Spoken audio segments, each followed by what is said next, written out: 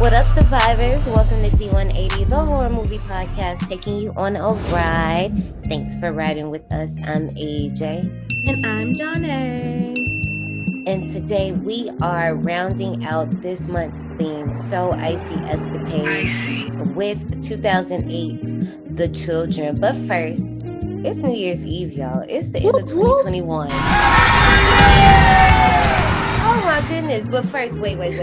Just because I don't want to wait too long to do this, very, very, very last minute, we decided to add our motherfucking ace boom coon in this bitch. Ow! Hey, Brittany. Hey, girl. Hi, y'all. I'm back again. Woo, woo.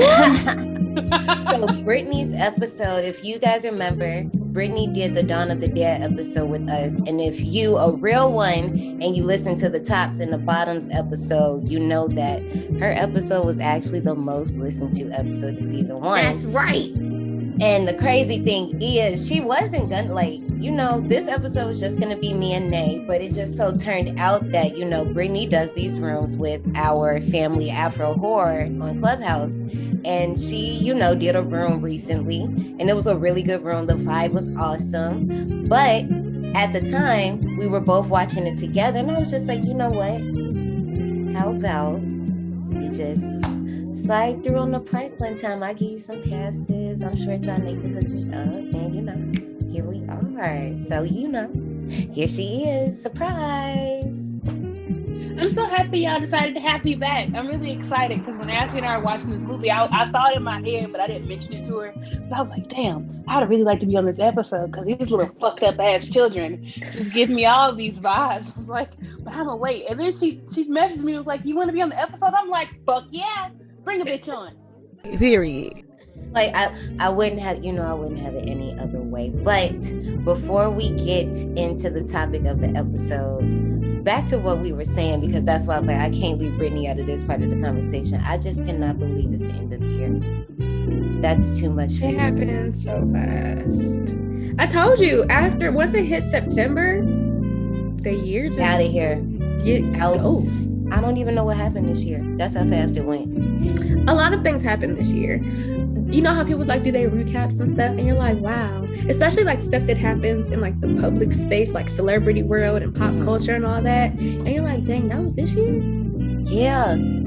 That's when we get to the end, and the guy on the radio that does the recap rap. I don't know his name. Somebody's probably screaming it at me. It's always on the radio. And he does the entire... Ooh, it's okay.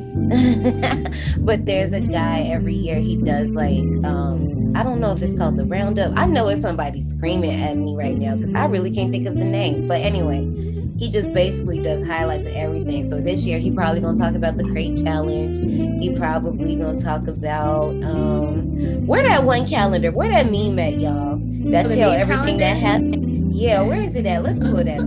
Hold on. That's a good question. That's what I was looking up while I was quiet. I was going to see the 2021 bingo card. Calendar. Yeah. Bingo card, meme calendar. We had the Gorilla Glue, bitch. That was earlier this year. That was this year? Yes, but she just did something else. She did do something else, but I can't remember what it is. It had to do with her hair again. And I just... Girl, dang, that was this... That feels like so long. My hair, it don't move. Oh my God. But no, y'all remember homeboy Derrick Jackson and his wife in the bonnet? The bitch in the bonnet that was in the sunken place. That was in March. Oh my goodness. And then double homicide. That was in April. Oh wow. Sha'Carri was over the summer. Yeah, because Olympics were this summer. Squid Games got us through the end of the year from September. Do you know I still haven't seen that? Really? Yeah. Have you had it spoiled for you? I mean, I've seen stuff, but most spoilers Nothing in right. come in one ear out the other. Well, I'm not gonna spoil it for you, but you should watch it because niggas dying, and I don't mean niggas. I just mean I know plethora of folks. What happens, kinda, sorta, but I don't know all the details. I just have the overall gist. Yeah. They play games for money. Yep. If you watch it, call me. I really want to hear your opinion. It'll be It'll be sometime in January.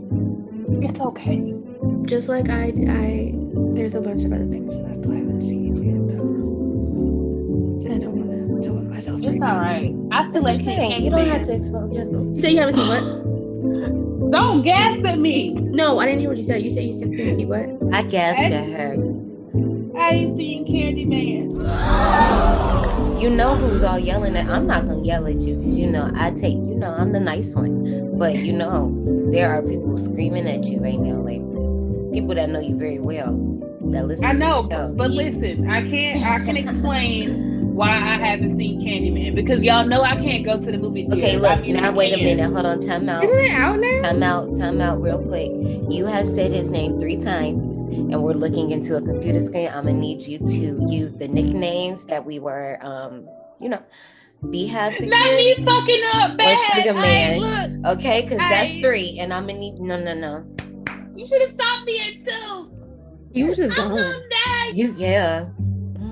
Alright, let me just refresh. Alright, look, I couldn't go see Sugar Man in theaters, alright, because I live around a college town and these motherfuckers is dumb. And I like my life a little too much.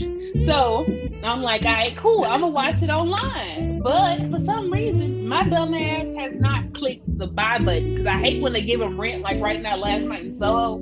It's only on rent, not to buy. And I'm not giving you the money that I'd pay to buy it. I'm going to buy it and then keep it forever. Mm-hmm. And I must never part style.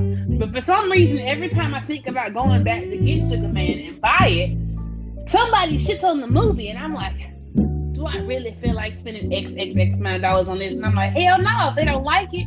But I am going to watch it for the culture. I am going to watch it before the year roll around and disappear. It's like, I'll say this, I do understand that, but like probably after the new year, the DVD is gonna be like under $10, maybe under $12. So, and that's when I'm gonna buy it. Mm-hmm. They'll have a little digital thing on it, and I'll be good for my phone. Actually, you know what? I still haven't seen Halloween. You need to leave. Look, we're in the same boat. Wow. and I'm a Michael Myers stan. And I'm not judging. I'm really not judging. It's cute because you guys are bonding over this. That's all. But I just also have to establish that not me. I'm kidding. I'm fucking right. It's because I wanted to go back and watch. I think the first Halloween. Mm-hmm. Before I watched this one, just refresh my memory. Mm-hmm. But I haven't sat down to do that. So therefore, okay. The end of the year is always a mug. It's always something, okay? Now, here's the thing. Since it's our New Year's Eve episode, we're going to be telling you a cautionary tale on why you all need to just keep it wrapped up. Whatever the fuck you deciding to do, y'all need to think about it twice. Because if you're going to bring some Libras, maybe some Scorpios, maybe some Virgos into this world tonight, think about it. Or this weekend. However you're celebrating. There's always a chance that they might kill you. The percent is very low, but it's never 0. Y'all heard that TikTok audio before? No. I would like to say, y'all, you know my motto. Y'all have heard me speak once, and you're Fuck going to them hear me say the kids. shit again. Exactly. You know what you should do? Gargle them hoes. Put them in a sock. Do what you need to do. Don't let them kids out. Don't let them beat that ass. You know what you can do? Just go, Oh wow. just get rid of them, right? Because you can save not only your life, but your family member's life by just swallowing. And you know what? Not everybody's on the team with that. You can just gargle and go spit, whatever comes for it. But don't take them with you. Don't let them go up and live forever. Now it's your fault they don't killed you when you could have been a hero. You could have been the hero. You could have saved New Year's and entrusted yourself with fireworks galore. I'm just saying. Let me tell you something, because here's the thing. When I asked you to come join us, I was like, there is a 100% chance Brittany is going to say Deletus that Fetus somewhere in this episode. I said it might even be the title. I don't know what the title of the episode is at this point, but that might be it. But I don't know. We got to see where this is going. But before we move on, let's get into Park recommendations. All right, it's the end of the month. If you've been rocking with us forever, how long? You know how this works. But if this is your first episode, Park Recommendations is where we kind of like recommend movies that kind of match the vibe of the current one that we're talking about in one way or another. So, you know, sometimes you might hear some repeats. It's cool, but in all, that's what we're doing here. So for mine, this movie definitely gave me fucking Children of the Corn vibes. You've probably seen the movie before, but little baby Paulie, I was like, he was definitely on some Isaac shit. Like it was way too much. But you know, the 1984 version, and then my second one would be Village of the Damned, the 1960 movie, because that one too, it was, these mofos was calculated, and I cannot wait to talk about these tiny tears. But Brittany, do you have some park recommendations for us? Okay, so I do. I have two. My first one is about a fucked up kid with a disease, air quotes around the disease. But if you ain't seen the movie, I ain't gonna spoil it for you. But don't worry, there is death and destruction by little fucking children in this bitch. And that's 2019's Eli. You can find that hoe on Netflix. You should watch it and then, you know, report back on what you feel about it. And then the second one, because you know I like them foreign films, is Good Night Mommy. When I say some terrible ass kids, them are some terrible ass fucking kids. There's an original, but the one I'm talking about is, what year did that come out? 2014. Yeah. 2014 was a good year for horror though. It really was. We had like, I was gonna say Goodnight Mommy was on my list for 31 Days of Rides, but I never got to it. 31 Days is hard, but you should watch it. It's a good Austrian film. I mean, it's in German, but I say they're about to remake it in well, guess who's gonna be in it? Naomi Watts. I think she's gonna be the mom. Isn't it I was about to say, wasn't it the horror mommy? Because they put her the horror mommy. You know, I say this all the time. I'm not sure yet, but if the episode has aired, I was on an episode with the Cadaver Dogs, and I talked about in my ranking why I didn't have Naomi Watts on my list. And there's no shade to her because I like her a lot, but I refer to her as a horror mommy. And there's a lot of people that play that role of horror mommy or horror whatever trope that they're commonly cast in, and Naomi Watts just fell in that. But if you want to know more about that, you can tune into their episode on that. But yes, I think she's supposed to be the mommy in this remake when she was already the mommy in the Funny Games remake. I want to let her rest. Make her a sister, a cousin, a neighbor, a side chick. Exactly. Stop making this woman be somebody's mama. She ain't got to be one all the time. Let her live. So survivors, if you guys have any park recommendations that you think would fit this movie, you can hit us up on our Twitter. How did you find this movie? That's what I want to know. Okay, here's the thing. I found this. Okay, so when we were coming up with the themes, you know how people be telling us, like, we be putting them on a different stuff, like we don't just be doing like, you know, and we talked about this, like we said when we started the show, we didn't just want to do like the common popular movies that everybody know. We want to like venture out. So when I was coming, you know how we collab and we be like, what about this? When I was looking online for So Icy Escapades, I had typed in like winter horror movies instead of like holiday horror movies. And I just found it online, and I kept seeing like the one picture of Nikki and Leah, like just standing there looking sick as hell. And I was like, damn, and you know I love a creepy kid. So I was just like, yeah, let's do this. I never seen it.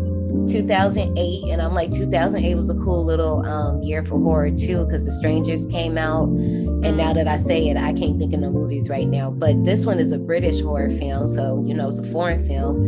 I'm cool with those. But yeah, I stumbled upon it, but I'm glad I did. This was something like very much something. Very much something. So this movie was, before I get into who was directed by. This is my first time watching this. if you guys didn't guess. Well, Brittany and I also watched it together. I forgot to mention that, but she could talk for herself now.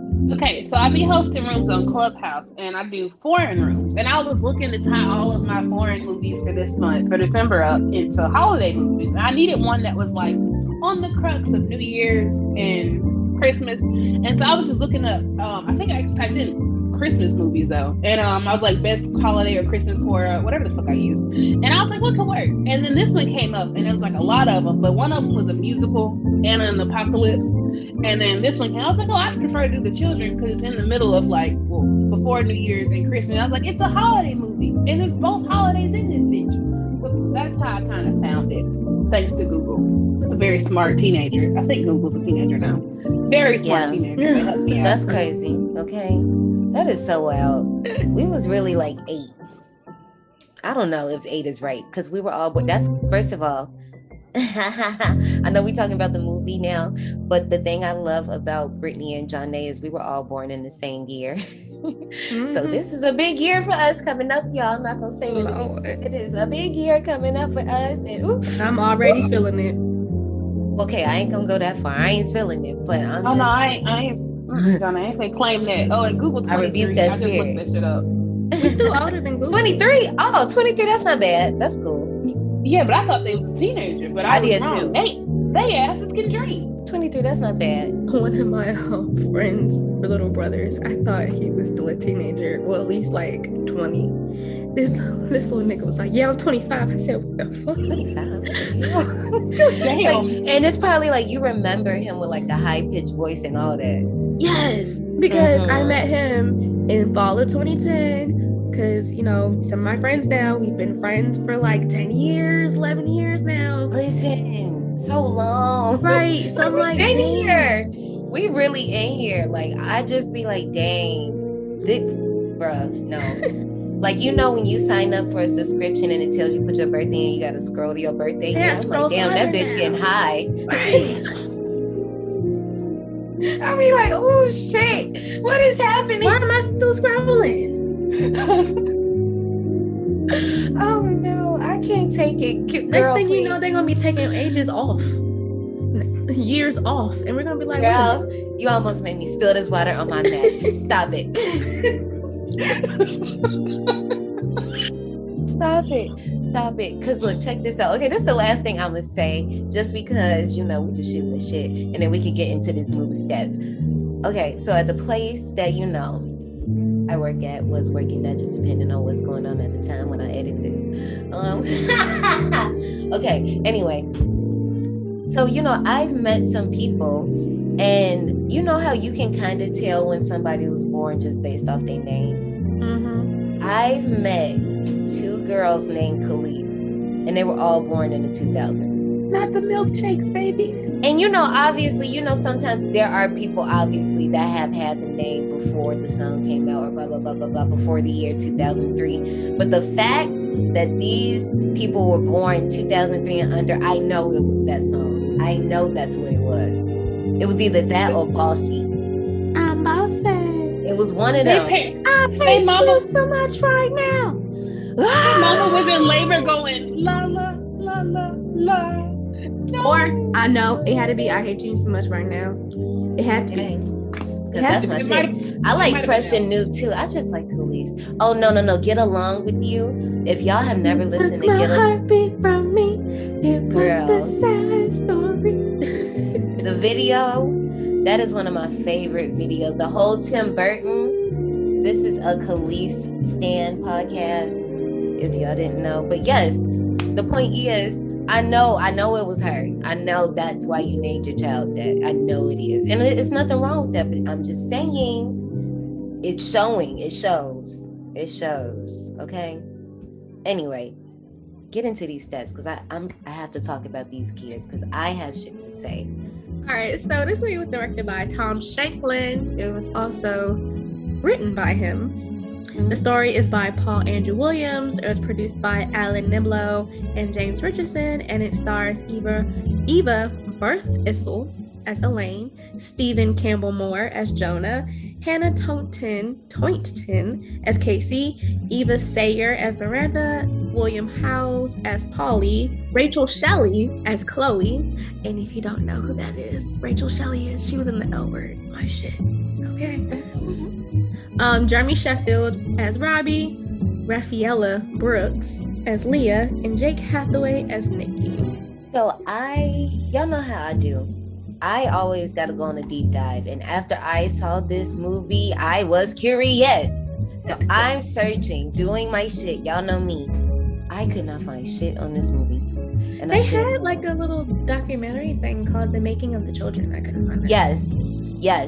And I said, no, I'm going to find this shit. I know. So, I'm listening to other shows, just trying to get perspective, like trying to see if I can pull information. Wasn't finding shit from them. No shade, nothing like that. I'm just really saying y'all just wasn't giving me what I was looking for. And it's nothing like that, I promise. But, I'm digging. So I found some interviews with this mug telling about this movie. And I said, yes, I found it. So here's what I found. So there's a guy named James Richardson, right, that sent the director the script. And it was originally about some children turning into zombies and killing their parents. Tom was like, I like this, but I don't know if I want to do the whole zombie thing. What if they just fucking went crazy? They just were sick and they just went nuts. I think I like that. And then he would go on to say, like, I don't have no kids, but all my friends do. And when I would be hanging out with them at their houses, their kids would be running around, we would be getting drunk, and I would just see the different interactions between different parents and their kids and how they handle stuff. And sometimes I would be sitting there thinking, like, what if these kids just fucked us up right now? And that's where the whole inspiration for the movie came from. And I was just like, And you know what? It's kind of interesting that you said that about the zombie kids, because there is a movie that came out in 1980 called The Children, and it is about 5 children in a small town who, thanks to a toxic cloud, was transformed into bloodless zombies. I know exactly what you're talking about. I wanted to mention that earlier, but hasn't it been like renamed since then? Like the Children of Ravens something? Yeah, AKA the Children of Ravens Back. I don't know. It's produced by Trauma Entertainment. Ooh, it's a Trauma? Yes. Ooh, I might have to dig that. It's like 1960? 1980. 80? Yeah. Yes. It's a low budget film, but we like those. We like those. We do. We definitely do. And so just looking at the cast, somebody looked familiar, but I can't put my finger on who the girl is, but she looks really familiar. What's her name? I don't even know, but her face looks familiar. Yeah. Got it. Tom would go on to say that he wanted this movie to be ambiguous as possible. Hence, why there are so many people that question this movie. And in my opinion, I don't know about y'all can speak for yourselves.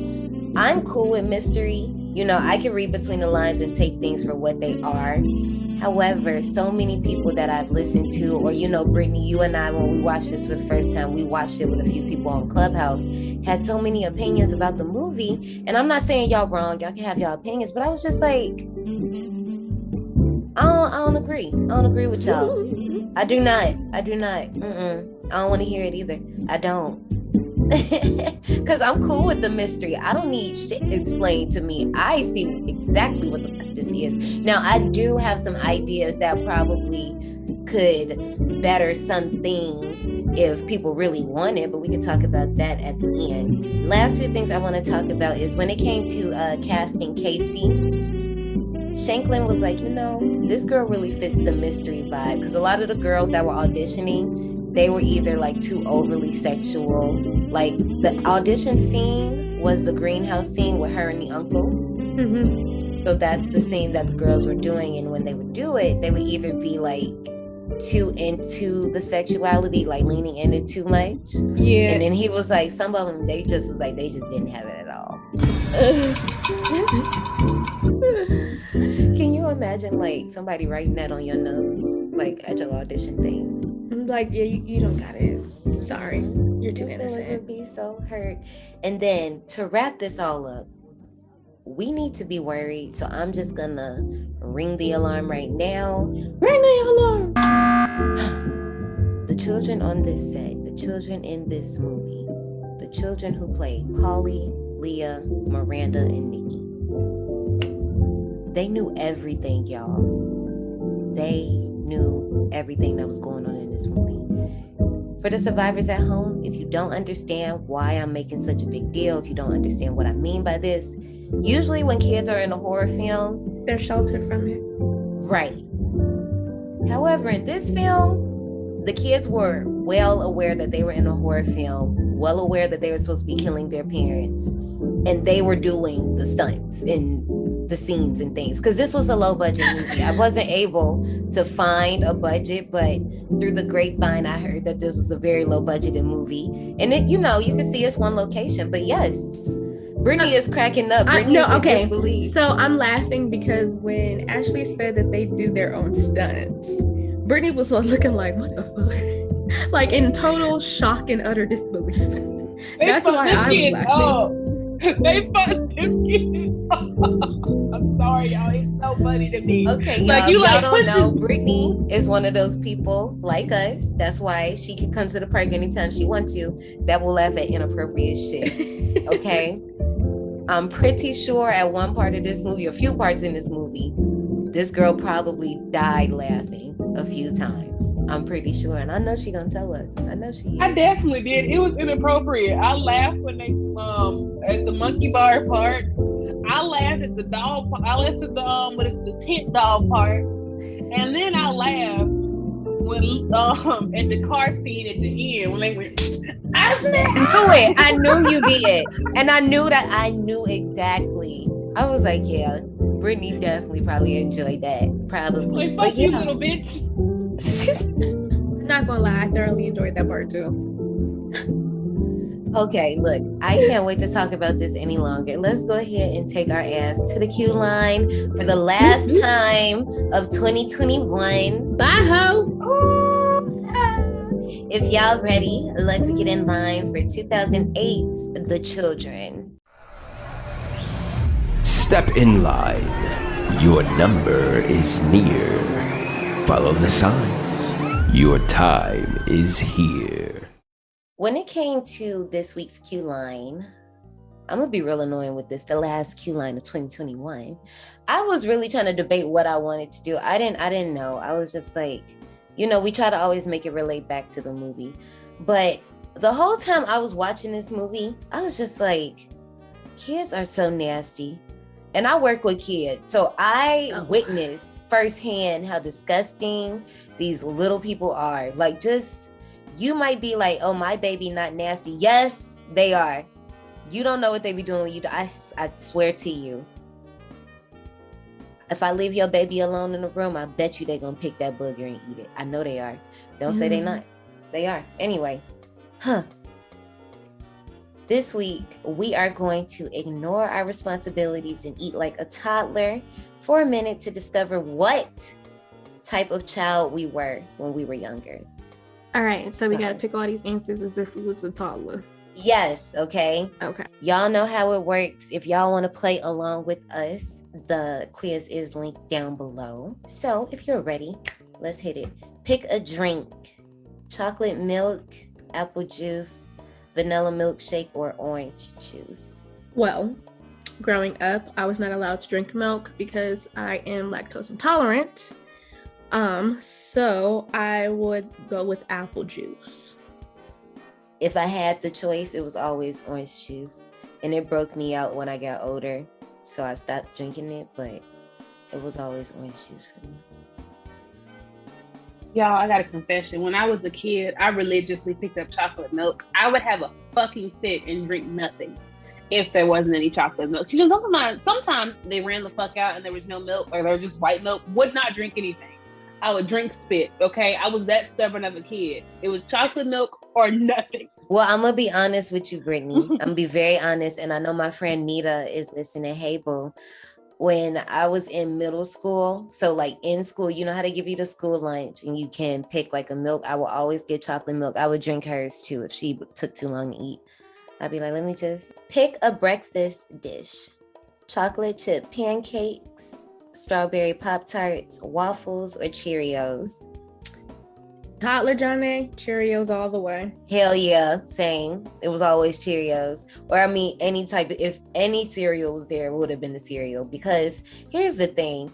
If my mama cooked pancakes, now that I'm grown, we just gonna be grown, I know my daddy laid it down that night.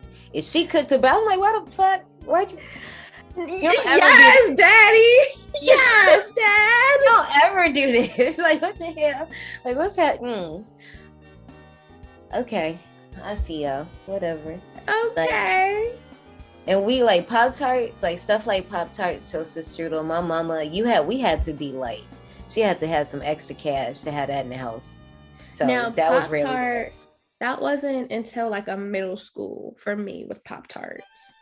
Like we had it at the school if I got it from school, but just having it in the house, no, not in the house was middle school for me. Now pancakes and waffles, that was like a weekend thing, and it was a thing if I go to my nana's house because my nana would be like, "Baby, what you want for breakfast?" and she would make whatever I wanted. So I would have been with y'all if the cereal would have been like, what is it, cornflakes? You know, you put the sugar on top of them hoes. Hell yeah! But see, I feel like that should be any cereal. Yeah, just so like, that's why I picked Cheerios. Because that's why I picked it too. Because I mean, yeah, I'll fuck up some Honey Nut Cheerios, especially as a child, the frosted ones too. Because it was Apple Jacks.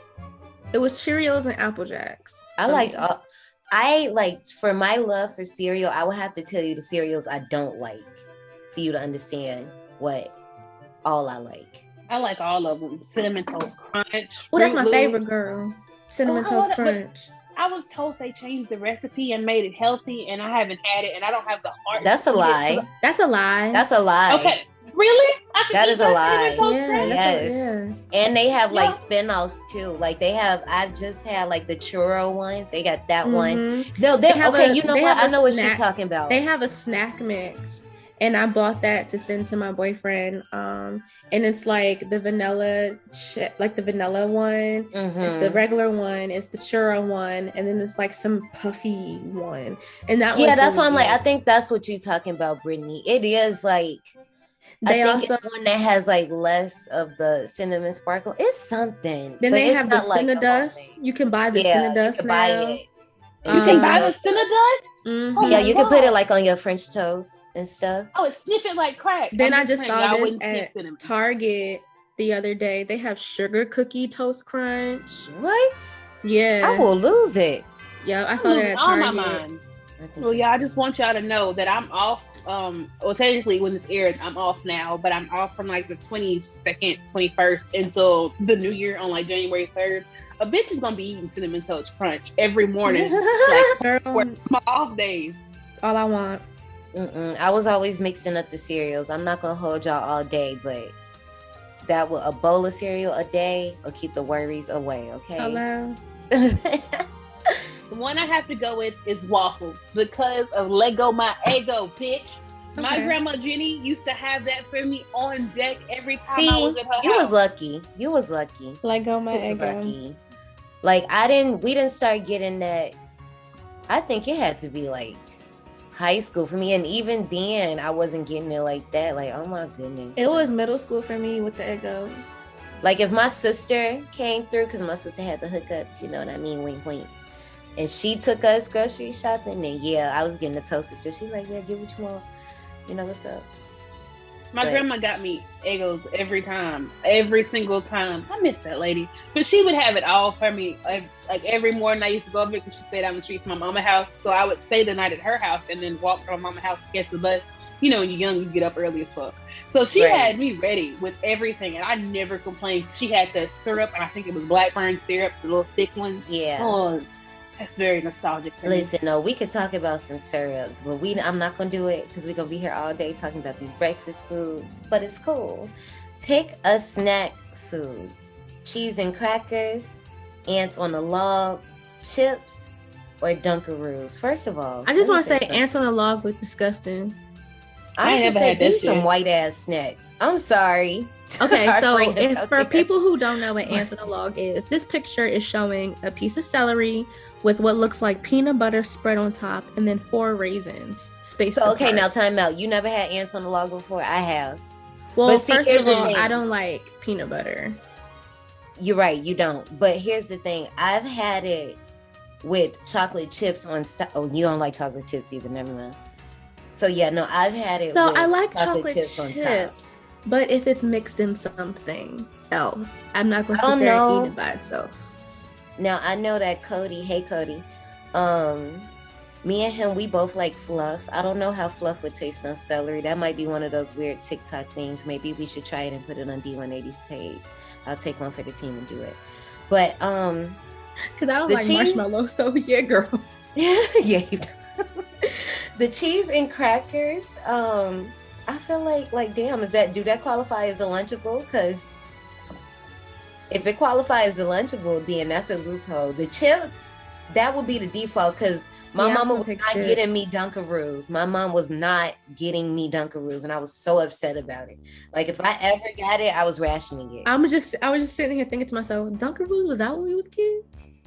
Yeah, what you mean? Yeah, That shit with that icing, you know, when you just use Never. yeah. Never had I it. ate them. Oh, I ate them. So I'm going with chips because Cheez-Its are a chip, and Shorty was eating Cheez-Its and animal crackers and shit. So Yeah, I I'm think going I'm with gonna go with chips too. Cause I gotta go with cheese and crackers. I really like cheese. okay, now wait. No, answer my question. Wait, a Lunchable qualify under cheese and crackers? no, because Lunchables have meat. That's But not it's the meat on meat. there. That's not meat in that picture. This charcuterie board has meat on it. Yes, Oh, I'm like well that then- got meat on it. I guess that could qualify as a Lunchable. Hard. I know it's charcuterie, y'all. I know how to pronounce it, but I prefer to say charcuterie. Just so y'all don't think I'm just out here like, this bitch can't say the word. I can't. I prefer No, it because there's this some way. people who aren't culturally hip. So Right. sorry, It's cool. sorry to that man or lady. Pick a lunch food: a PB&J sandwich, chicken nuggets, grilled cheese, or mac and cheese. Chicken nuggies. Grilled cheese. Okay, now here's the thing, because I'm torn. Because one thing about baby Ashley, we was gonna fuck up a PB&J sandwich until one day my mom was a librarian at a middle school, and I went on a school trip with her, and she packed me a PB&J, but she put it too close to the ice pack, and it was so soggy, and like ever since then I just couldn't do it. So, but I just feel like, to be fair by the rules, a baby AJ would have to pick the PB&J sandwich, but I really want to pick the chicken nuggets. We picking chicken nuggets because Shorty ain't eat PB&J. It was butter and jelly, or just jelly. Butter and jelly. I never heard of that. Yeah, my nanny used to make me butter and jelly sandwiches with a glass of lactate milk at night. Oh. I'm lactose intolerant, people. I know it's Peanut just butter. My head's not connected. I'm sorry. So with the butter and jelly, it's like, I always explain to people this way because everybody's like, yeah, that's nasty. I'm like, if you have toast, you put butter and jelly on your toast, right? The bread's just not toasted. That's it. This is true. I mean, when I was younger, I did eat, but see, I wasn't mixing it with nothing. Like, I would eat like buttered bread, like a Me slice too. of bread, and my mom would spread the butter on it, and I would just sit there and eat it. I don't See? know. And then Who's just doing add shit? jelly and made it into a little But see, sandwich. that's the part. I just don't know about that part. I'm not judging you. I'm just like, I just don't know. That's like one of them combination things. You gotta get me to try out without telling me what I'm trying. But I Right. ain't judging. I'm just like, you had to pass it to me. Be like, here's a sandwich, Brittany, bite. And my dumb ass and how much I like, so I'm like, sure. And I was like, is this butter and jelly? My nana had weird concoctions, but we made it work. She was like, if you ain't gonna eat peanut butter, you gonna eat this butter. Some girl, because I ain't about to do this. These picky kids. Pick a sweet snack. Pretzels. First of all, okay, let's time out. Just listen to me real quick, y'all. Survivors, y'all. Pretzels, chocolate chip cookies, blueberry muffins, or Doritos. Two of these on this list. Since when are Doritos a sweet snack? And since when are pretzels a sweet snack? Pretzels are salty as shit. When I picked this quiz and I came to this question, I was like, now hold the fuck. Wait, now hold up. Now wait, hold it. But I didn't know how to take this question. I'm like, I don't think they meant to say this. What are y'all picking? Because I got to think about this one. I had to think about this one like the first time when I looked at it. I was like, I really don't know. I still don't know now because two of these, it's not like the other. Ain't sweet, right? We can't even pick two, but I'm picking the blueberry muffins only if those are the little blueberry muffins that was in the bag. The little bites, girl. Them was my jam. We had those, and that air was spicy as hell. Like you went. Don't judge me. And you got to I know exactly what you're talking about. No, okay. I'm not okay. So I didn't have the privilege of experiencing that growing up, but I experienced that in my 20s because I would buy those and I would ride the metro to work. So me being me, waking up late, rushing out the fucking house, I would throw my lunch in my breakfast in my purse. And when I would get on the train, I would sit there and open up them pack of little blueberries, muffins, and eat them on the train. So, listen, isn't it great now that you've grown, you can buy all the shit your parents told you couldn't have in the grocery store when you went? Like, I love it. I love it. That's the one thing I love about being here in adult land. Ain't nobody telling me no. So I'm going to go with chocolate chip cookies because pretzels and Doritos for being a sweet snack, they just don't add up. So we're going with chocolate. I'm going with chocolate chip. A baby me will probably, this is hard because I feel like I ate both of these as a child equally, but I think I probably had chocolate chip cookies more. I really want to pick the blueberry muffins, but I think Chips Ahoy was a thing in my house religiously. Pick a dinner dish. I'm sorry, ever since you was talking about this butter earlier, that's funny now. Buttered noodles, chicken tenders, a plain burger, or pepperoni pizza. Now, y'all know I ain't about to play with y'all. Y'all know it's pepperoni pizza. It's always going to be pizza. Don't ever, unless tacos come into question, then I might have some thoughts, but it's pizza.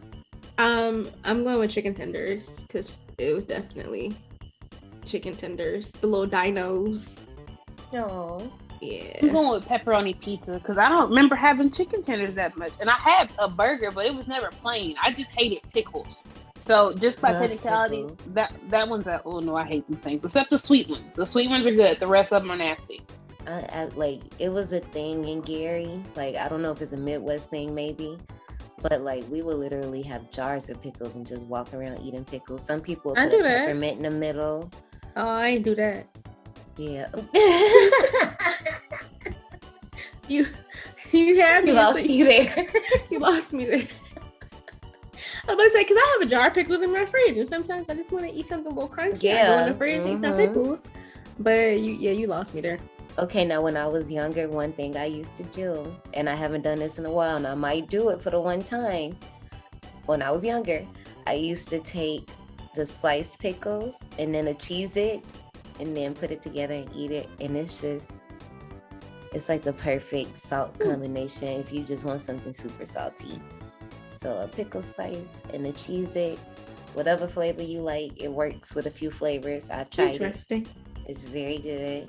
Mm-hmm. But no, before we move on, Brittany, that is really a thing. Brittany, did you give yeah, she did give hers. Never mind. Yeah. She said pepperoni pizza. Mm-hmm. But here's the thing. That really is a thing. I feel like I didn't have chicken tenders when I was that young either. Like, I didn't start really eating chicken tenders till like I was an adult for real, like in college. My mom, she's the frozen food queen, okay? She would buy the little dinos, the tater tots and all that stuff, and chicken tenders and chicken nuggets was, for the frozen food bag versions, were something that was easy to cook on a weeknight after work. Mm-hmm. So I just remember getting my ass beat several times for not having the food out of the freezer. So she was cooking. It was just it was whether I had taken the food out or not. But yeah, because at first she was a stay-at-home mom, so she was always cooking. Then her and my dad split. And then she was still cooking, but beating my ass by taking stuff out the freezer. Y'all, she really did beat me. Oh no. Send help to past Brittany. Tell her to take the food out. Listen, I feel like we've all done it. Yeah. But y'all seen that meme and be like, why your mama ain't take it out before she left? Yeah. I ain't gonna ask her though, but just curious. Pick a fruit: watermelon, raspberries, blueberries, or apples. Apples. I can't eat them raw now, but back then I was probably eating them raw. Watermelon. And them niggas used to tell me that the watermelon seeds was gonna grow in my belly and I shouldn't eat them. And they messed me up as a kid. Y'all, little Brittany was running around like, am I gonna birth a watermelon? And I didn't know how that works. Like the Rugrats episode. Right, I was about to say, poor Chucky. Poor baby. They really messed me. And it wasn't my mama. It was my grandma. She really Grandmas. See, look, no. See, the grandmas now, and I'm really talking to my mom. Y'all soft. Y'all is soft now. It's crazy. Y'all so soft. What happened to that energy when I was growing up that the grandmas was giving? Because they older now, and they said these ain't my kids, so I can do what the fuck I want. My choice is gonna be watermelon because my mom, all the time, she was always slicing a watermelon, and in the summer nights, oh my god, we would go outside, lay on the deck at the pool, and just look up into the stars, and we just eat watermelon, and I would fall asleep. And I'll wake up in my room the next morning and be like, damn, that was lit. But yeah, it's always going to be watermelon for me. Pick a food to bring to school. Ooh. A quesadilla, spaghetti and meatballs, pizza rolls, a turkey sandwich. First of all, this is so upsetting because I'm like, y'all was bringing this to school? Yeah, I was bringing turkey sandwiches, if anything. Hell yeah, because look, type of sandwich. Because how am I going to heat up a kid? With the thing about it was, where were you heating these things up at? In my school, you had to be cool with a teacher. No, you had to be cool with a teacher that was going to take it to the teacher's lounge for you. That's how it worked at Emerson. Or one teacher, Mr. Miller, had a microwave in his room, and it was this one time one of our, you know how you have those substitutes that like are main characters in the school. Mm-hmm. Yeah, so this one, his name was Mr. Tony. I don't know where he is now. I know he's an older gentleman, but he had burnt a donut, and then he had burnt a bag of popcorn another time, and it's just like he couldn't use the microwave no more. He was banned. Now, high school, yes. In elementary school, you had to have stuff that was like could just last in your lunchbox. You're right. Y'all, I don't really know what I used to bring to school, but this is going to be a traumatizing story, but it's hilarious. Y'all laugh at it. Don't feel bad. So the only food I remember bringing was spaghetti and meatballs because I was supposed to be going to school because when I was in Maryland and I was going to private school. And no clue, don't remember. But I went to private school because my dad was in the Navy and we were over there at the naval base. But in Annapolis? Yeah, I don't remember. I was a baby. I just know I was in private school and I had a purple lunchbox and me and my dad was in the car. And somebody hit us. We were going and someone went and smacked the car on my side. And my dad was like, "Are you all right?" And he was freaking out. He had to get out and go handle the wreck and stuff. And then I got to go back home. I missed school. And I remember eating spaghetti and meatballs, even though it was cold.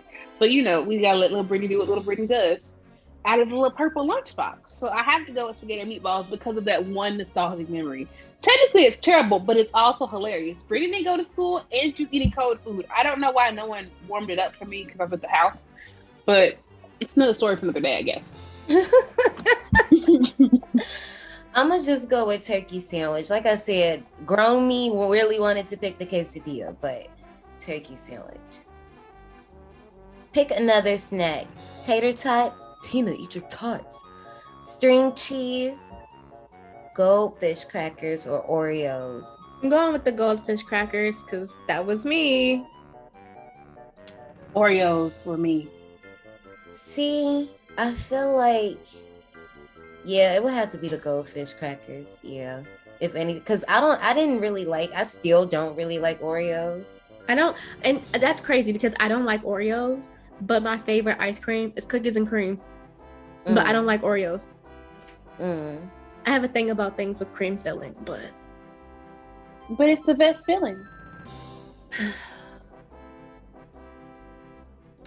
Pick a dessert. Ice cream sandwiches, vanilla cupcakes, dirt pudding cups, fudge sickle. Who the fuck was eating? By Well, default, actually, no. BJ did tell me his mom used to make him dirt pudding cups, I think. by default, I have to I picked the wrong one and now it fucked up my answer. But by default, I have to go with vanilla cupcakes because I lactose intolerant, so I was not eating ice cream sandwiches. I don't like pudding and I don't like chocolate. So that crosses out everything else. Ice cream sandwiches for me. I used to love ice cream. Ice cream and cheese were my two go-to, still kind of are. Johnny, if you haven't already, go ahead and retake it over so you can get the right one. If you have, you probably have already. Yeah. For me, this one is hard because I would want to pick vanilla cupcakes, but we wasn't having cupcakes like that. But the ice cream sandwiches, my mom always had them, but I barely ate those. And I definitely wasn't eating dirt pudding cups or fudge sickles. So I guess just because they were around and sometimes I did partake, I would have to pick the ice cream sandwiches. I got curious. So it says, you wanted to know everything about every little thing. Younger you couldn't learn enough and always had a question on the tip of your tongue. And that is very true. Very true. Okay, y'all aren't going to be surprised by this, but I got Wild Child. Yeah. It says, listen, you like to have fun and always have. Pretty true. You never mean to stir up trouble, but you know everyone's lives would be boring if you weren't there to spice it up a bit. So that's 100% true. I get the cool kid. While others were eating glue, you were working on your brand. From the way you dressed, your attitude, you always had the cool kid essence. It's partly true because I wasn't shy. I was just shy to people that I just didn't mess with like that. But like, I always was my own vibe. So I guess we could fall into that. But, it's okay that any of us didn't turn out to be little shits like the ones in this movie. And I don't ever call kids little shits. That is what my BJ does. Everybody in the Zoom room right now is holding up the middle fingers. I can't contain it. So I guess we are ready. It is our time. Let's get into 2008's The Children.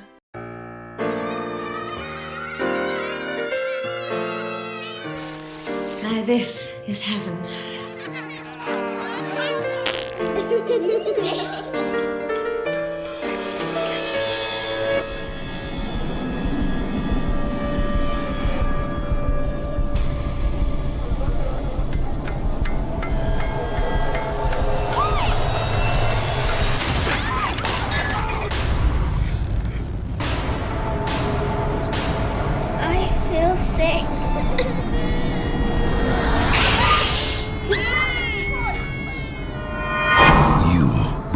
Into this world. Now,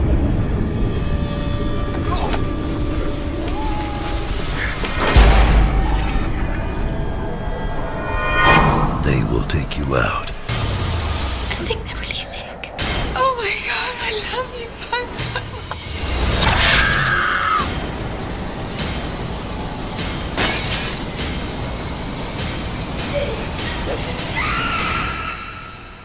The Children. Another week, another trailer that shows you the whole goddamn movie. Yeah, I can't defend this one in any way because you definitely see, I think maybe 2 of the deaths, and it's not like you can be like, maybe it's a fake out, in my opinion. I don't think. Because they didn't really show that many deaths in the movie to begin with. Right. And so the ones that they showed were the only deaths that they actually showed. Basically. Hell, ain't that many characters in the movie. You're right. You are absolutely right. They didn't leave nothing out. They didn't. But, I mean, the movie is still, it's just, once it starts, it just keeps fucking going. This is one of them rides that just, when I say there were moments, because along with me watching it with Brittany and a few people from the Clubhouse crew, BJ was also watching it with me. And there was a few times when both of us was like, oh shit. Like, I was, like, in the words of the great Sheree from A Nightmare on Fear Street podcast, if you old enough to get cast in the movie, you old enough to get killed. Hello. I know I didn't press the spoiler alert button, but here it is. But y'all know at this point, after that trailer play, all bets are off. But just in case you needed one, there you go. Now, Casey is just a typical 2008 teenage girl. This movie might have been filmed in 2007. I don't know. We didn't really get all of that. But that whole era, I give it 2006, 2008 teenage girl. She's traveling with her mother, Elaine, her stepfather, Jonah, and her two younger half-siblings, Miranda and Polly, to spend the New Year holiday at the secluded home of Elaine's sister, Chloe, who, along with her husband, Robbie, and their two young children, Nikki and Leah, wait to welcome their visitors. Shortly after the family arrives, Polly begins vomiting, which Elaine believes is due to the car sickness. Okay, so let's just stop right here. Y'all seen that meme? And I know we've been on the road talking about memes. We talked about the whole damn calendar earlier. But y'all know that meme that's been talking about like the 2008 college kids that be dressing like they had business interviews at the club? Bro, that was me. That was not me. No, that was not me. And Jennifer was like, hey, girl. She was like, Ashley, wasn't that your era? I said, no. It was not. Because first of all, I hated peplum tops. Those are fucking ugly. Peplum tops. Those were ugly. Like, stop the drama. Stop the madness. No. I never. Blazers. I did the blazer thing. I did the blazer thing, but I did not do the vest thing. I would have one, but I can never like, whatever I dressed it up as, I didn't like it, so I just wouldn't wear it. So I would do blazers with like bodycon skirts and like bodysuit tops, and then I would do it with like bodycon dresses. Now the bodycon, I did have the bodycon, but I didn't think the bodycon was pretty much like, now people be wearing it for like business, more fitted things now. But then I didn't think that was really like, Now what I did do, I did wear button-ups. I was good for a button-up, like the little long ones that kind of like hit like right under the weight. Like, yeah, I was good for doing that. But the peplum tops, no, stop that, man. I love them. I love the peplum tops. I used to wear the peplum top, and then they had like a little train, just a little bit with leggings. Thought I was the shit. And them Charlotte Russe heels. Did I have Charlotte Russe heels then? I think I had maybe like a couple. Johnny, let me find out you was the peplum top woman who got dragged on Twitter. Let me find out that was you. Hey, yo, not me. I seen that. And look, here's the thing. One of them girls that had on the peplum, I know you got that from Charlotte Russe because I seen it. I know you did. It was like gold and black sequins, and it had like this specific design. I don't want to say Aztec, but that's what they would say on the Charlotte Russe tags because that's just what the fuck Charlotte Russe does. But girl, and I'm not shading you. I just know, and it's okay. It's okay.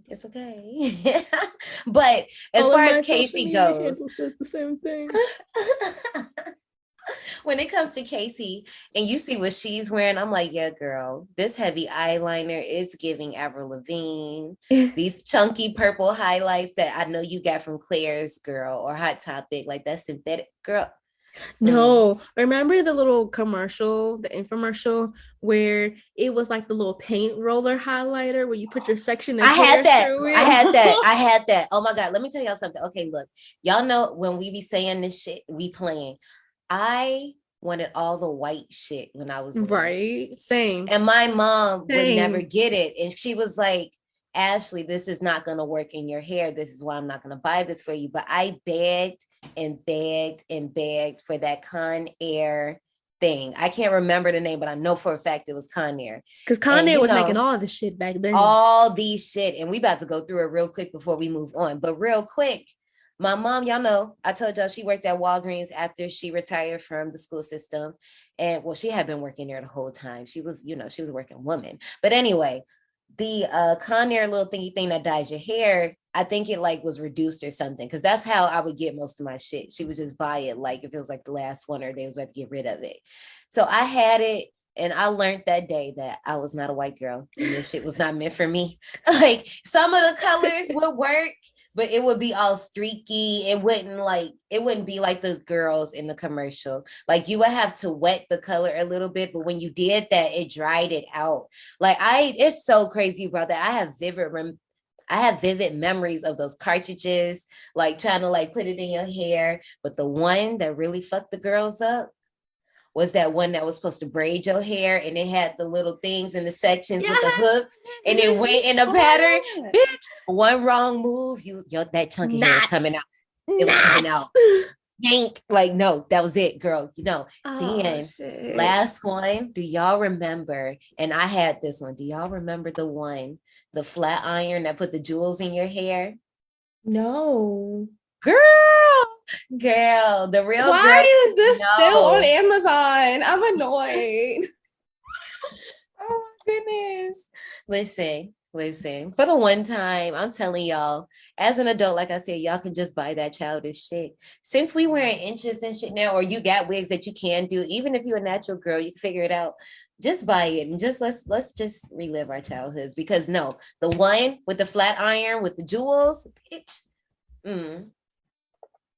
Oh my gosh. Conair was really making all the shit. Everything.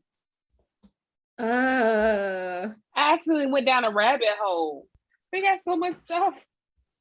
But yeah, I'm gonna stop going in on this girl and incriminating other people. 2008, it was just a wild time for fashion. I mean, honestly, child, I can't wait till they start doing trying to recreate like between 2011 and 2014, because I just feel like that was just so oof. Deletus, Jeffrey Campbell, Lita. Ooh, okay. Oh, them chunky ass boots, Lord. Girl, the skater skirts. Chokehold. I can't even. I never had. I still have some of my best friends Litas before, but I never like had my own pair. Okay, so I've never had my own Litas, but them skater skirts and the skater dresses, I have some still, and I still wear them to this day. The galaxy print, girl, galaxy print. You remember? A silver one, metallic. We was wearing metallic everything. One. See-through bodysuits. Oh, I still got those. American. What's it called? American something. American Eagle? No. American Outfitters? It was something. No, American Apparel. Yes. Yeah. The little bodysuit. Yes, the bodysuits.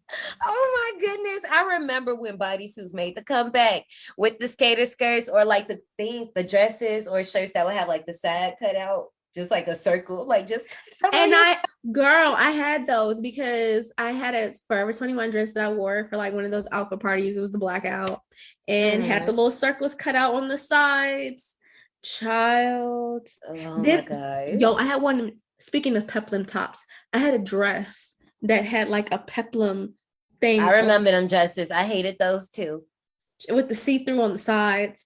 I have to find these pictures because it's like embarrassing, but it's also nostalgic, but also very embarrassing. Okay, I cannot wait because they're gonna eat us up, and I'm gonna be like, "You right, you are damn right." Okay, I sure was wearing a pirate vest with the marching band vest. I sure the fuck was. Okay, and what you gonna do about it? Okay, but y'all, let's stop playing because this is okay. So quick question. Yeah. Have we met Uncle Robbie yet? Okay, girl. Okay, yes, because that was in my notes. Lose the uncle. Excuse me? Because, yeah, that was very creepy. And it's so crazy what they do with this. Because here's my take on this character. I feel like you're supposed to not like him and be like, what the fuck is wrong? What are you doing, dude? Because a lot of people are like, well, this goes nowhere. I don't think it's meant to go anywhere. I think it's just meant to make you like uncomfortable. What the fuck is like, and when he dies, it is upsetting, but at the same time, it's just kind of like, I mean, and I want to get into that a little bit more, but we gonna wait because I got some things to say. I got a lot of stuff to say about this movie. Let's get on to it. And then, okay, I just want to talk about Polly. Like, yes, I knew immediately that he got into something in those bushes, but not really. More or less, something got into him. Mhm. I knew that off rip. The way these kids in this movie, I'm just gonna say this right now. All of the kid actors were really good. Mm-hmm. Like they didn't seem like this whole family, like the whole cast in general, when we get them like talking to each other, just the way they respond, I really felt like I was kind of low-key watching like a home video, and this was like an actual family, the way they were talking to each other and responding. But as far as the kids go, I was like very intrigued by their acting. And it's crazy that a lot of them didn't really go on to do anything after this. Because I'm like, Nobody y'all did sure could shit. have. Because I Like, definitely went to go look. Because I'm like, I did, because I was curious, because especially Polly, like, Polly is scary in this movie. I'm like, no, because first of all, y'all know blue eyes. That's a no with me. But then you have the nerve to look like a little angel baby and be evil. It's always those that are the scariest, the ones that look like little angel babies. oh No, my gosh, like little baby cherub face. Too much. too much. In this scene where the families are meeting each other off rip, you can kind of see how some of the relationships are. But I kind of want to talk about Casey. How was y'all attitude as a teenager? Because mine was, child, I would have slapped the fuck out of me. Not like And that. my mom did. My mom tagged me a few times, but I wasn't talking to asking my mama has she heard of contraception. I would never say that. But but I mean, I don't know. I feel like people who are closer to age and their mom, people who are closer in age with their mom or parents in general, I feel like they have like a different relationship to where they can like say stuff like that. You know what I mean? I can't say that to my mom. My mom will be like, Child, I'd be getting up off the floor and not realizing what happened. okay. Okay. Be like them TikTok videos where they be like, and the next thing you know, oh, Again. that would be my life. I guess I could talk about here when Polly starts vomiting and she's like, it's just due to car sickness. I wonder, just like you said, like, was it something in the bushes? I'm not too hung up on it, but what if this was the case? I think there was something in the bushes because the cinematography, some parts were annoying in this movie, but some parts were on point. But like, it was definitely focused on him and whatever was in the bushes way too long. So it wasn't just like, oh yeah, I'm by the bushes. This little nigga see something in the bushes. Because I was wondering, like, what it had for the people who are very hell-bent over where the virus came from and blah, blah, blah, blah, blah. Would it have been a different situation? Now, just follow me. And y'all, yes, I am going to kind of like jump around through the end of the movie. And I promise we're going to do what we do. But for fuck's sake, just ride with it. For fuck's sake. So check this out. So what if at the beginning of the movie, Chloe's family picked up Elaine's family, like at a bus station, at an airport, at some type of place, you know, and the kids were playing at a playground or like some type, you know how they be having play centers for kids. When they come home, one of the kids is sick and they like, oh, they probably like, you know, just caught something from the da-da-da-da-da. Boom. So then at the end, when we see all the other little mofos come out, we just be like, oh shit, that's what the fuck happened at the beginning of the movie. They got it from that, and that shit spread like wildfire, like boom, boom, boom, boom, boom. But I don't care about none of that. How this happened in the movie, how it is, was fine with me. But I'm just saying for y'all people that need a more of a reason for the virus. See, I was thinking more along like the happening type of thing. It's something environmental. And that's why the camera work, when it kept showing all the little microorganisms or whatever, kept like going to the trees and the ice. And that's how come when he went in the bushes, he got messed up. And then like fast forwarding to the end, that's why a girl might be having the same symptoms because she was on the tree. Because that's why it might not be an AIDS thing for me. It might be that adults are less likely to go outside and play. And kids will always, you know, they're going to go and do it. And maybe that's when you have to have direct transmission with the virus, and that's how you get them. And that's how come all the kids got them and the adults didn't. Right. I thought it was weird when, well, I'll talk about it later because that's at the end of the movie. Never mind. No, I completely understand. I have something also to add to Brittany's thing a little later about like the trees and things. But as Yeah, the night, because never mind. Oh, back to that. as the night progresses, the family reconnects and pulls a Dylan from, New Nightmare, if y'all seen that movie, standing on top of a table, reaching for his parents. Jonah claims that this is his latest thing for attention. And as he lifts him up to, shake him playfully, Polly slaps the fuck out of him. Later, during the wind down section of the night, the adults are having a drink. Leah shows up saying that Polly is scaring her, resulting in the adults sending Miranda, who had been hanging downstairs with them along with Casey, to watch the kids. Upstairs, Miranda and Nikki play around as Leah cowers in the corner and as Polly stares off into the distance, playing one note on a xylophone. Leah, starting to show signs of an illness, wipes her snot on the pillows and has a strange bacteria in it. As everyone goes to bed, the family cat, Jinxie, goes missing. Casey, out in the woods, is making plans with her friend Lisa to escape the house and attend a party when she hears Jinxie snarling. However, she's not able to locate the cat. Elaine and Jonah do what most couples do after interacting with other couples. Talk about them. Don't lie. Y'all know y'all be doing it. It could be positive. It could be negative, but y'all just don't be acting like y'all know what y'all be doing. Oh, yes. Meanwhile, Chloe and Robbie check on their kids and lock up the house before going to bed. Let's stop right there because it is so much to talk about. First of all, why y'all having all these sucker jokes in front of these kids? Listen, rewind, even go farther back. It was Elaine smoking out the window for me, like having her hand out the window, but Polly is literally right up under her. Didn't y'all say Leah had asthma earlier? She don't care. Like, come on, like now, and then she do not care. This was after Polly was throwing up and wheezing. You not concerned about that? No, not at all. Okay, cool. No, because clearly Chloe is a terrible mother. Not Chloe, I'm sorry. Elaine is a terrible mother. According to Chloe. We don't talk about that. It is so, that's why I'm like, I don't know if people I don't know. It's so much to talk about with this movie. I feel like this movie is so freaking layered that like you might have to watch it a few times to really like see what all is going on. It's so funny because I literally in my notes, I was like, not the sex jokes in front of the kids. Why is this going to be my life? Listen, because here's the thing, y'all. Chloe and Elaine are, they sisters. They just catching up. And Elaine is talking about how Casey, I guess, has been getting in trouble at school.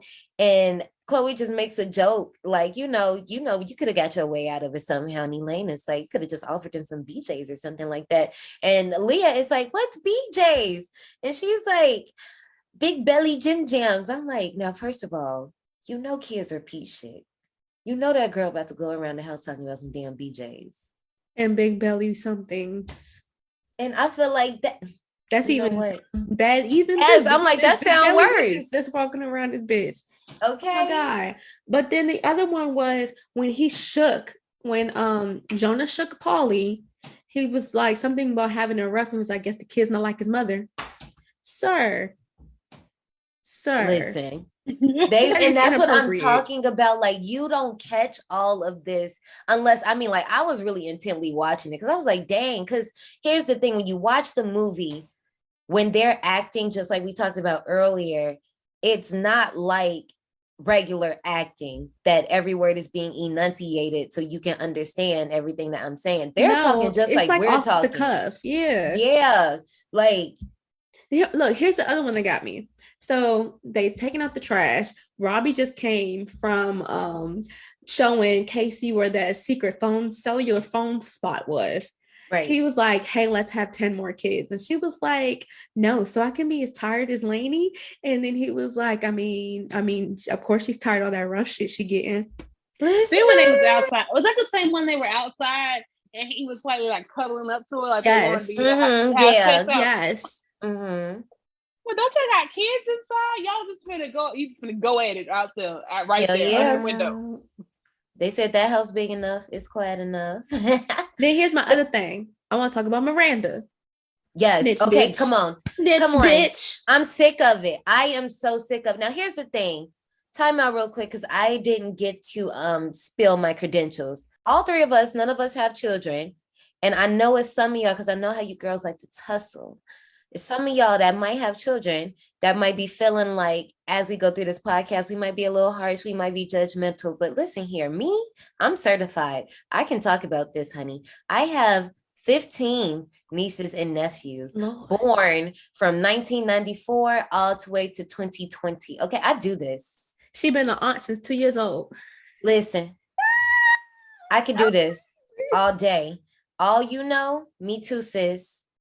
Only thing I don't know is actually the delivering part. So I will respect y'all on that. And that is fine and dandy. I ain't gonna cross y'all on that. But everything else, once that sucker is out, I can do it. So I say that to say, if I am an adult and it's an 8 or 9 year old, because Miranda's probably 8 or 9, she taking her ass up there with them kids too. Snitch bitch, okay? Okay. Casey's drinking whiskey. Bitch, mind your fucking business. Shut up. I know. I gave it to her.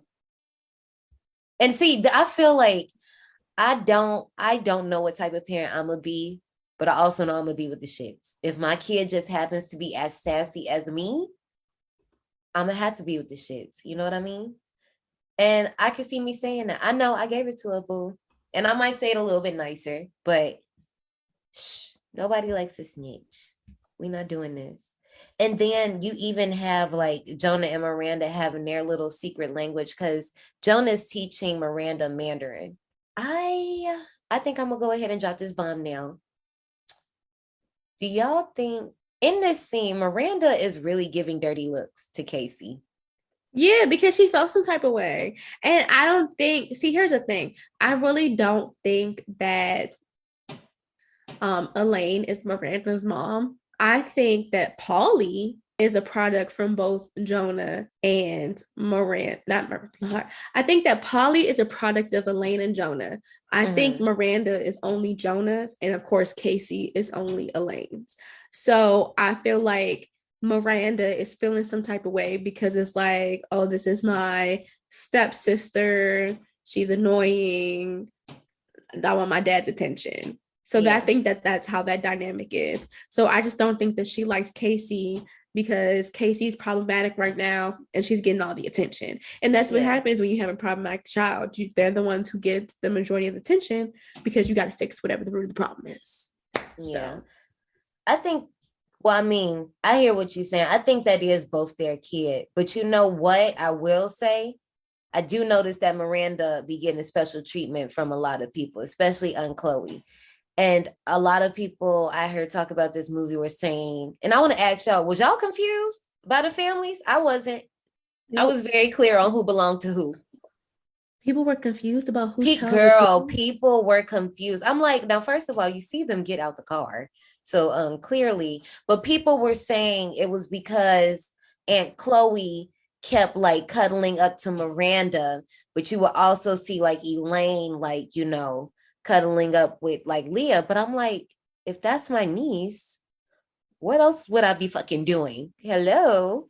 Like my auntie always had me.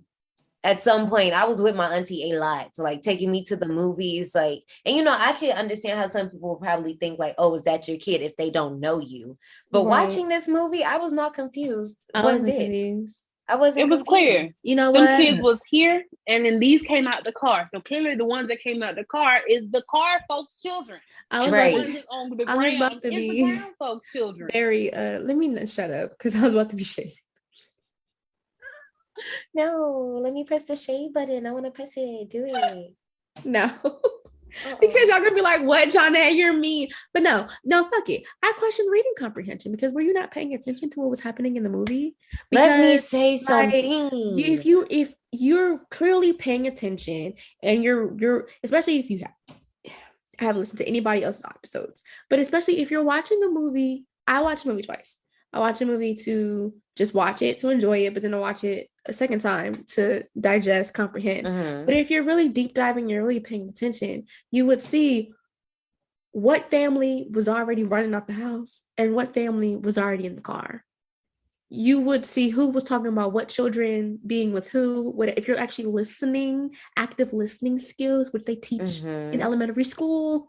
You know, I'm sorry. Blame the cab. No, I 100% agree. When Leah came downstairs when she was saying Polly scared her, I fully expected her to pull a Reagan and pee on the floor. I wasn't really sure what was about to happen, but she was a little scary standing there her damn self. I think between her and Polly, they're the scariest ones. They are. Both of them, because Leah's eyes are so big and round, and as she progressively gets sicker, they like start sinking in more. Polly just fucking looks scary. It's because it's a scene later on. I was like, oh, I'm not with this shit. I know I said I like creepy kids, but this was a lot. Okay, so no, another thing I want to bring up. Brittany talked about this a little bit, and I have a few examples, but one in particular. When the kids go upstairs, when Miranda's up there, we see Polly like, playing on a xylophone and, just staring into the abyss. There's a picture of an angel flying away from him. And I could be reaching, but to me, it kind of made me think like, it's a few moments in the movie where you see images of like innocence. Like I know one, like it was some kids with like a sheep. And then another one, I can't remember what it was, but it's like just little moments like that. So I wonder, is it supposed to be like symbolism for like the innocence leaving the child? I would agree. I know we haven't got to it yet, but another thing that was really big in this is the color yellow. Because the color yellow has like a lot of meanings, but when she's in the little tent and the first kind of go around, it's kind of like a cautionary tale because it's still a bit of like happiness and sunshine. But when you see a yellow light, you're supposed to slow down, even though we were taught speed up. And so it's kind of like caution, beware, something's wrong here. And then I'll get to I can talk about it now. The other yellow is when you were like, oh, things are going south. Things are bad. We have a problem. Because it's like, what is it? It's betrayal and going crazy. It's about madness. So yellow has the dual meaning as a positive and negative. So the tent and the innocence when it's time for the doll scene is about madness. Because that's why it's splattered with red. That's why like it's very symbolic. And what's that movie with it? The one with the smiley face with the red blood that's going down it. Watchmen. I know what you're talking about. Why, yeah. That's why it's so symbolic in Watchmen because of the duality of the meaning. No, that's why I'm like, this movie. No, I'm loving this because this movie is so freaking layered. And I think and that's why I'm happy that I have you two here, obviously. Because I'm like, am I fucking tripping? Or like, no, because y'all see it too. Because, okay, here's the thing, and we can move on from this.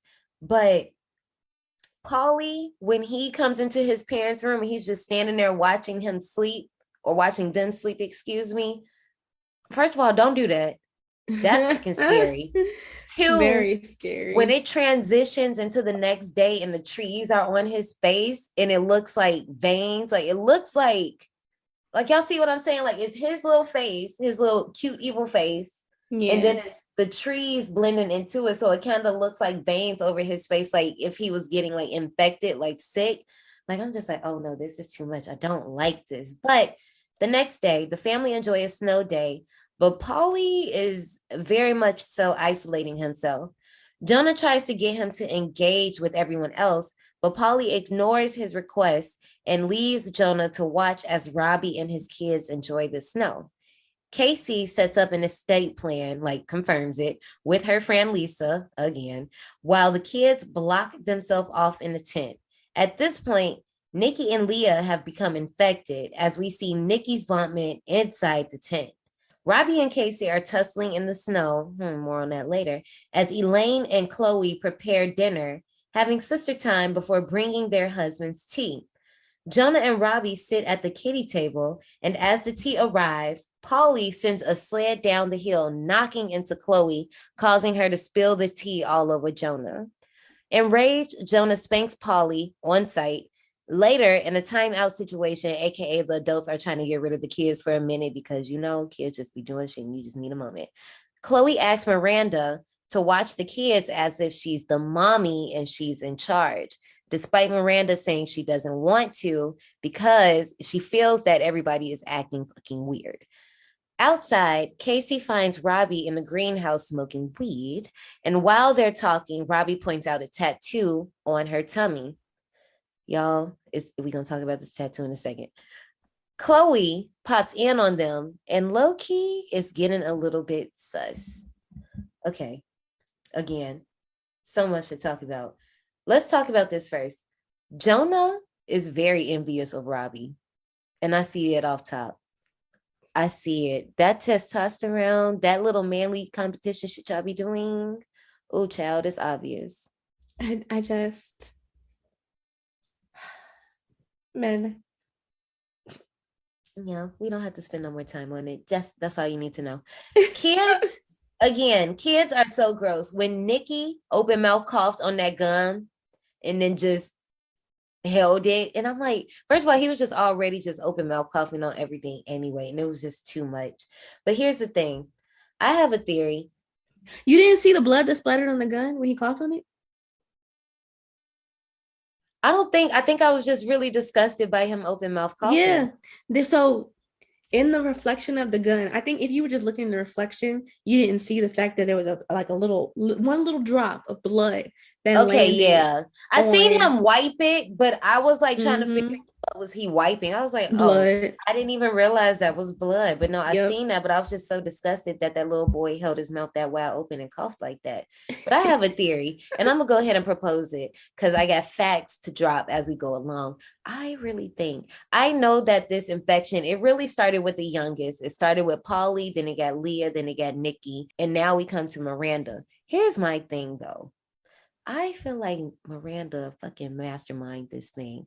I don't, for some reason, I just feel like she was the ringleader.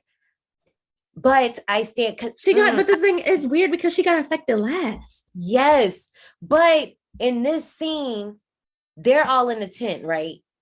But then Polly is up at the top of the hill. Leah is somewhere else. I can't remember. This girl was everywhere in the movie. Leah is somewhere. Miranda comes out of the tent and looks, and it looks like they all like signaling to each other, like, okay, y'all in y'all spot. Okay, we about to do this. I'm about to drop this sled when this bitch come out with this hot tea.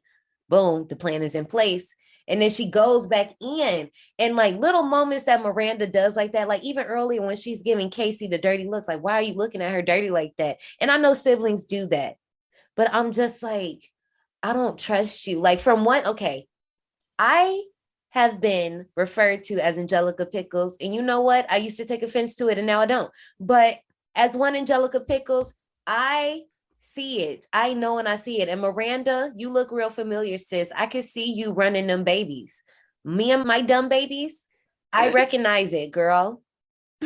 But there's a little part of me that's like, no, maybe not. Because I know some of y'all be like, well, she was defending and No, because these babies are calculated. These kids are calculated. Okay, no, let's move on because I'm gonna be on that all day and I'm gonna come back to it.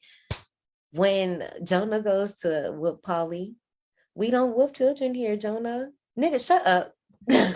No, I'm doing what the fuck I'm not saying I'm gonna whoop my kids because I don't know. They might be fine. I might not have to. I don't want to whoop mine. I don't want to whoop my kids either, but I'm just gonna let them know. I want to have a black mama stare. I want to have that down pat. Okay, so here's the thing. I feel like I'm going to be the good cop and my boyfriend's going to be the bad cop because he already like cut that ass. And I'm like, damn, we can't like do morale building things and like, you know, like take things away, be creative with the punishments, you know, things that actually hurt, because getting that ass cut, after a while you get used to that shit and it don't affect you no more. And I, from being a child who got her ass cut all the goddamn time, after a while you sit there and you not cry and then you get your ass beat for not crying. But oh, so this shit don't hurt? Cut that ass some more. Yes, like, so I feel like there's some more constructive ways. So I feel like I said, I'll be the good cop and he'll probably be bad cop and be cutting that ass. Look, if I accidentally have kids, I'm gonna have to get it out the way. I'm gonna have to cut that ass up. Because look, first of all, you're gonna be too much like your mama and your daddy, and y'all know how Jose that's lethal. Is. Oh yeah, that's lethal. Johnny, I don't think you heard Jose speak, but Jose a motherfucker.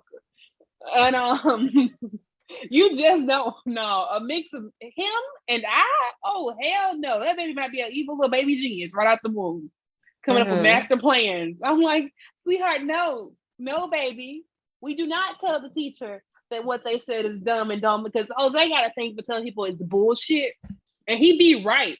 My baby gonna be like, oh, they were lying. It was bullshit. They're just running me around in circles. I'm like, baby, no, you don't tell teachers that. But they were wrong. Daddy said I could. I told him that depending on the trigger words that the teacher tells me on the phone, that's who determines which one of us going up there. If it was the word incompetent, it's me. If it's bullshit, it's him. Like whichever one come up, that's you. The child was reading in class, that's me. If the child was trying to make money in school by having a side hustle, that's all him. He need to go up to the principal's office and explain why he raised an entrepreneur and work that out, because I'm not handling it.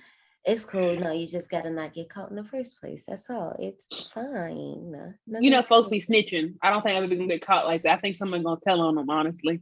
And then they gonna get their ass whooped. Like Miranda should have got her ass whooped when she was telling on Casey. Casey can't talk to anyone. Snitch, bitch. But no, the scene of Polly getting the whooping, I want to ask this question because I've heard this be an idea. Do you guys think that the character of Polly was written to be on the spectrum? I see what people see, but I don't think so. Because if so, I don't think he would be so quick to whip his ass like that. I can't speak on that because I'm not too well versed in children who are on the spectrum. So I can't really say. No, I respect that. But I do agree that I don't think that he would have been that quick to whoop him. I don't think they would have did that. Like I see what people, when I hear people say it, that hasn't been confirmed. So I don't want to be like, yeah, this character is on the spectrum, because I don't think so personally. But yeah, like I said, I just don't think that they would be so quick to beat his ass. It could be a both. He could not be on the spectrum, because I mean, I just don't see a parent, being so quick to be like on that motherfucker. Just because. No, Brittany, I'm laughing because Brittany just real life just cracked out a damn whip. Where did it come from? We don't know. Like it was perfect. But they wouldn't do that for a child on the spectrum. But in 2008, so about 2008, 07, when it came out, when it was recording, people weren't as familiar with children being on the spectrum. So then they weren't really taking them to the doctor to get them checked out. They were literally just whooping their asses because they assumed it was bad. So it's either or. He was on the spectrum maybe and they didn't know, or he was just a badass kid. One of them two. Right. I also just think that Jonah has fucking anger management problems. And he likes to just be. He already feel incompetent and lesser next to Robbie. He's so aggressive towards his wife. Like even earlier, we didn't mention this, when they were in the room talking, he was like, why didn't you back me up when I was talking about the Chinese medicine? Because he's trying to get like Robbie to invest in him, like with his Chinese medicine and stuff. And I'm just like, sir, you don't have to like assert yourself at every turn. Like, I get it. I know what you're trying to do, but just chill. Just relax, sir. So another thing we get another scene with the kids during this time. When Miranda has to watch them upstairs, Nikki goes like, I don't feel well, Mom. Like, so now Nikki's getting sick. We already seen, I think at this point, we already didn't seen the vomit in the tent. So we know he infected. But the other thing I like is that Leah has a compact mirror and like a little crayon. I thought it was like an eyeshadow pencil, whatever it was. I thought she had, no, because remember somebody had makeup. That's in that, because first of all, here's the thing. Later on in the scene, Leah's face is beat, honey. She got blue eyeshadow with a glitter red lip. She is ready for the New Year's Eve party. I said, oh, you is real cute, Leah. But yeah, she has a compact mirror and a little, I'll just say eyeshadow pencil, because that's what it had to be. It was the same color. And, it just, you see it next to her eye and that's like foreshadowing for later. But I was into it. But here's the thing. You get this shot of Leah, Nikki, and Paulie just fucking staring at Miranda, and they just like, What are we doing next? Because Miranda is sitting on the wall and there's a tree behind her, like an image of a tree. And I'm like, this is why I think she's the mastermind. She's the root of all evil. Look at that imagery. I'm really reaching, y'all. But these are my clues. These are my these are my facts. I am sticking to them. Go watch that movie again and tell me y'all don't notice all this shit that I'm pointing out to y'all. Know. I feel like that meme. Is it The Office? That meme where he be pointing to the wall with all like connections. I don't know what that is. I don't think that's The Office. That'd be me with a lot of shit. Yes, no, that's me. I am connecting the dots. Okay, last thing before we go back into it. Casey, you and your Uncle Robbie, y'all need to go somewhere. Y'all need to cut it out. I don't ever blame the teenager, but for some reason, Casey, I don't know. I kind of feel like you trying to see how far you can go just to keep him in your corner, because all the other adults are kind of on your shit. And I see that. But there has got to be a better way, sis. Because when she goes in the greenhouse and she's sitting down, for some reason, I just fully expected him to start touching her. And not that that's her fault, but I'm just like, I don't want this. I don't want to see this. And I'm happy it didn't happen. But let's talk about this tattoo. You know me and my... Because I haven't said it in a long time. But that's fishy. A little suspect. But I actually did not expect anything to really happen. Mm-hmm. Because it's like, Robbie just keeps saying you could drop the uncle. Oh, if you don't call Jonah dad, then you don't have to call me uncle. Da da da da da. And first of all, okay, another thing, because I'm so annoyed by this. Apparently, when he said that line, people was confused about the relationship between Jonah and Robbie. Like, people thought they were brothers. I'm like, Nick, how are y'all getting confused? I'm lost. Chloe and Elaine are sisters. So how can Jonah and Robbie be brothers? That's not how that works. It's not Alabama. And I'm sorry, y'all couldn't see me, but I was literally like a little meme with the little white the white thing, whatever I it is, was literally like, hands up. It don't make no sense. It don't. It absolutely does not. But yes, so this little fetus tattoo, I got things to say about this. Casey, why a fetus? Why a fetus, sis? Now here's permanent. The story, y'all. Here's the story. Apparently, Casey was the abortion that got away. So that means that her mom and her dad tried to Deletus that fetus. It ain't worked. That girl, she took the charges. She said, knock, knock, knock, knock, knock. I'm still here, bitch. And yeah, first off, how did she find that out? I just want to know. I'm not mad about it. I just want to know, how did you find that out?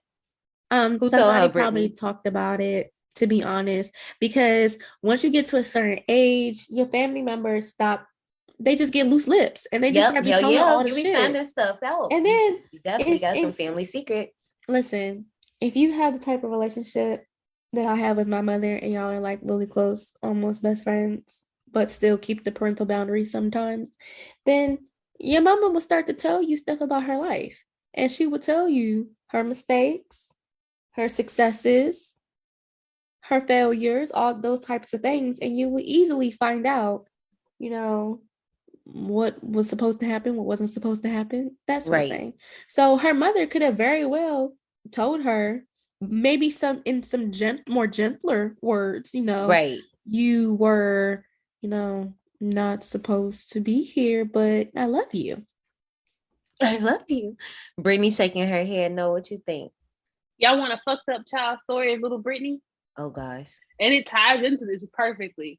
Sorry, my mama was pregnant when she was 15, had me when she was 16. So there was that. So I get the whole Casey thing. 100% get it. But my nanny, my grandmother, my maternal grandmother, would tell me all the times I was a child, I was supposed to have been aborted. So I know that they probably told her the same thing in not as many words, because my nanny got mad at me. She told me I was supposed to be makeup shade 92, y'all. Ooh! And in case y'all didn't know, they said that they was making babies. They were using aborted babies to make makeup. So my grandmother would tell me I was supposed to be year 92 of a particular makeup shade, because she would tell me from the jump that when I was in vitro in my mama's uterus, she was trying to take her to get an abortion, but my dad saved me. I told you it's a fucked up story, but yeah, It's so I the completely way me and Jonna's jaws are on the floor. Like, this is the part of the ride where it just keeps fucking looping and you just losing your shit right now, and it's about to go on a No, really high you know what drop. it is? It's the slingshot, right? And them niggas pass out. Listen, no, yes, giant drops and all. But here's the thing: why you couldn't get another? And I have two sides to this. Before you get to that, ahead. I'm stuck on the fact that they was making makeup shades out of babies.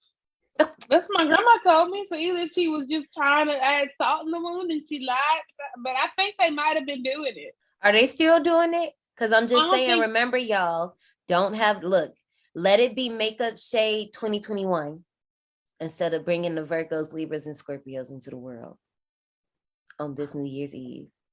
Yeah, so I believe her. I understand where the resentment and the way they're treating her gets. I understand 1,000%. It was my life. I was the Black Casey. So you looked it up, huh? Oh my God. Exactly. So my nanny wasn't lying to me. She was literally just throwing in. So I never Googled it because I never wanted to be confirmed that she was really being mean to me. Oh, wow. It's funny because it's traumatic. Jonna's face is stuck, y'all. That's why there's no sound coming out. American abortion mills are selling aborted babies to major cosmetic companies so they may be rendered for their collagen, the main protein component of connective tissue. So apparently technically, it's like a rumor, but like, so technically we're witches because we're bathing in the blood of babies. Stop. So this makeup that I have let sit on my skin since 7 a.m. and I cannot wait to fucking take off the skin of babies. Yeah, I made it. I was almost makeup shade 92. Yep. So the crazy thing is that it's more like a European practice, but like some of these European companies have subsidiaries in America. Oh, Lord. We're going to cut this rabbit hole before Jonna just sends herself in more of a spiral. When Chloe walks in and sees Casey, and now remember later, Elaine catches them tussling in the snow. Chloe strikes me as the type that like her and Robbie might be having problems. Cause I feel like earlier Elaine asked, like, has Robbie been around? And she's like, oh, he's in and out, something like that. I feel like I do think that they're having problems because she was way too lax about that questioning. Oh, he doesn't stay the night here. Where the fuck does he sleep? Where was he at? This big ass house. Where was he at? He doesn't sleep here. She said he doesn't sleep here. He stays in the city. Oh, he stays in the city. So who is he staying with? Because homegirl looked out the window and saw her daughter tussling in the snow with Robbie. Yes. And they like the kids, them motherfuckers is out plotting, but the kids are not around. So it's not like they're interacting with the kids and they just happen to be like, no, they are full on like, y'all know how it is when you're trying to tag and cop some feels. You know how that's exactly what the fuck they doing in the snow. And Chloe, I'm like, I see you starting to get a little animosity towards Casey, but sis, don't do that. At dinner, the kids are amping it up. Leah is under the table and then ends up somehow grabbing a carving knife. Polly continues to give the stare down as Nikki plays with the airplane. Chloe points out Casey's tattoo blowing up the spot until Robbie defends Casey, claiming it to be cool. Miranda, claiming to feel ill, starts a chain reaction and all the other kids claiming the same thing, starting them on this whole, it's just continuous crying and whining, and it is a lot. Like if you're not used to kids, if you're not used to kids, like if you don't know how to just tune shit out, this probably would have drove you nuts. And I could just understand it. Like Insane in the DJ membrane. was sitting next to me and he was just like, and I was like, oh yeah, you want to have an army of kids? Here you go. This is a little taste. And just imagine, this ain't even real life, this movie. Right. Trying to get the kids to calm down, Chloe offers Miranda, as she does, because Miranda is the oldest. So she already thinks that the older kids are copying her, saying they're sick because Miranda said it. So Chloe is trying to get Miranda to eat some peas, and Miranda chooses violence and scratches Chloe and ruins the food. While Jonah tries to comfort Miranda, who is just screaming, I mean, just like hollering upstairs, Robbie takes the rest of the children outside to play in the snow, and Casey leaves to make a call. Inside, Chloe and Elaine end up getting into it about Elaine bringing her sick kids to the house, which, time out. Girl, what? Like, Elaine is like, I mean, kids get sick. And they thought it was car sickness. Like, nobody. Kids are cesspools. Like, they really are. Like, it was going to happen. It was bound to happen. Chloe, get off your high fucking horse immediately. Listen. Back you know outside, the ideal family.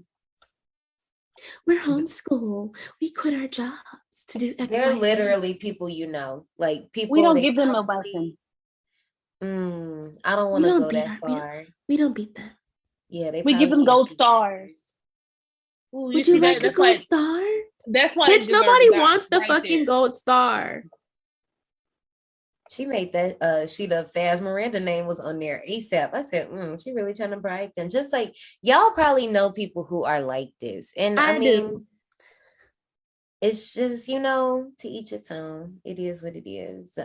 Like I said, I probably will be that parent, not the gold star. I ain't doing that gold star shit. But I'll find some creative ways. I'm gonna be the good cop. Let Brandon be the bad cop. Back outside, Robbie and Leah are spinning around in circle as Polly just watches.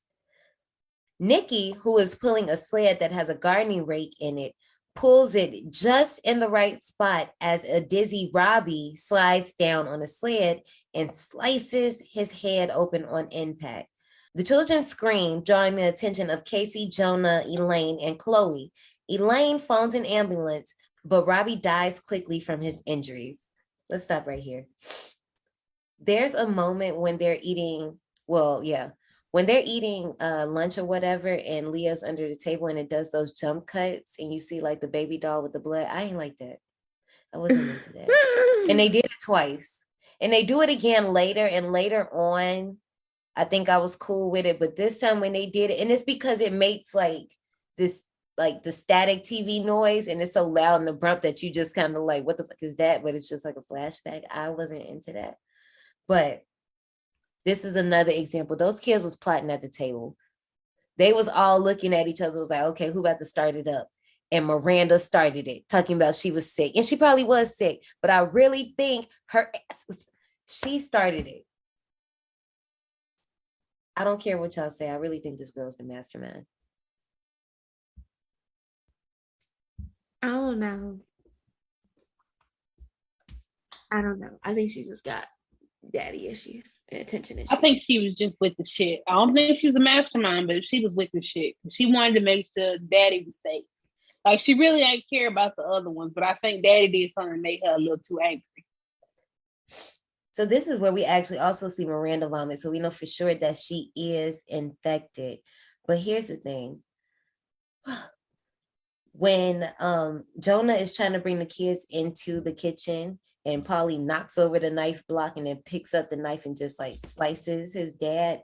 These kids are so calculating. I know I keep saying that, but think about it. Every single time something happens, they're always trying to distract the adults from seeing. Like the whole thing with Robbie. Leah is spinning this man around, making him dizzy.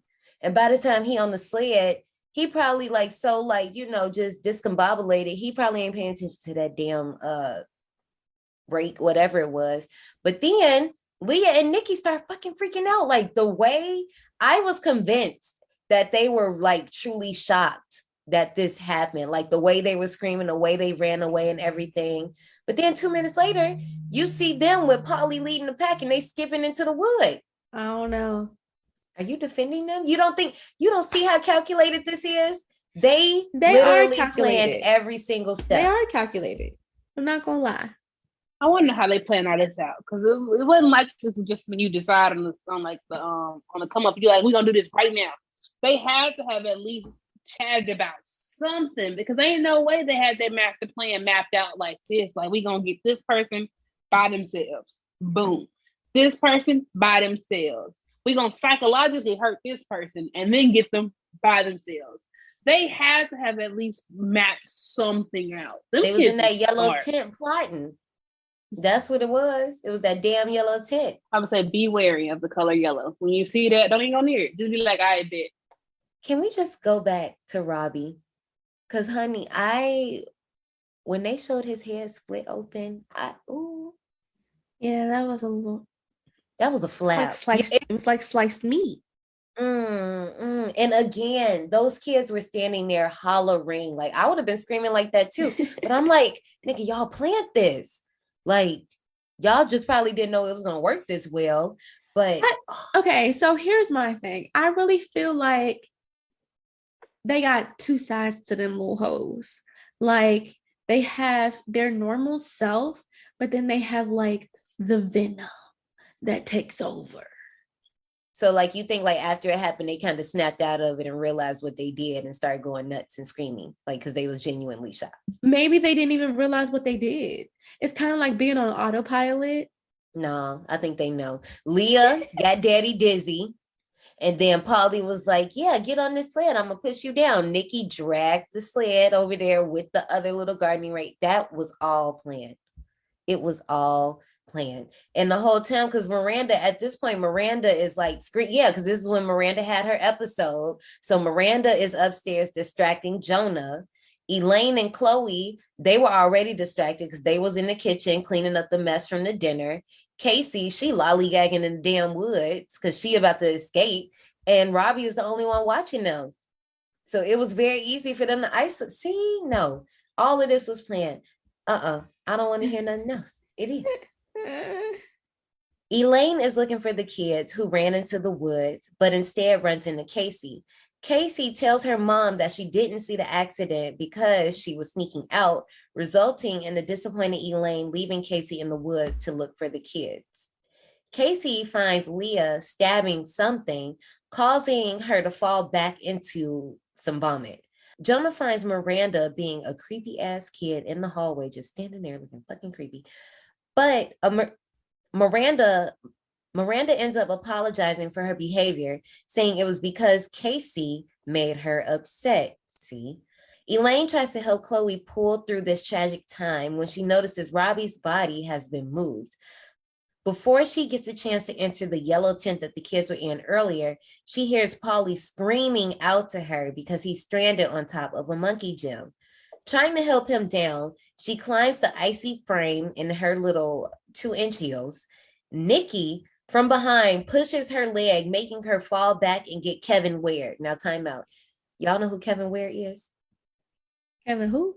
Kevin Ware, W-A-R-E. Survivors, we are going to take a second. I just want you all, if you don't know who Kevin Ware is, to Google Kevin Ware. I'll wait.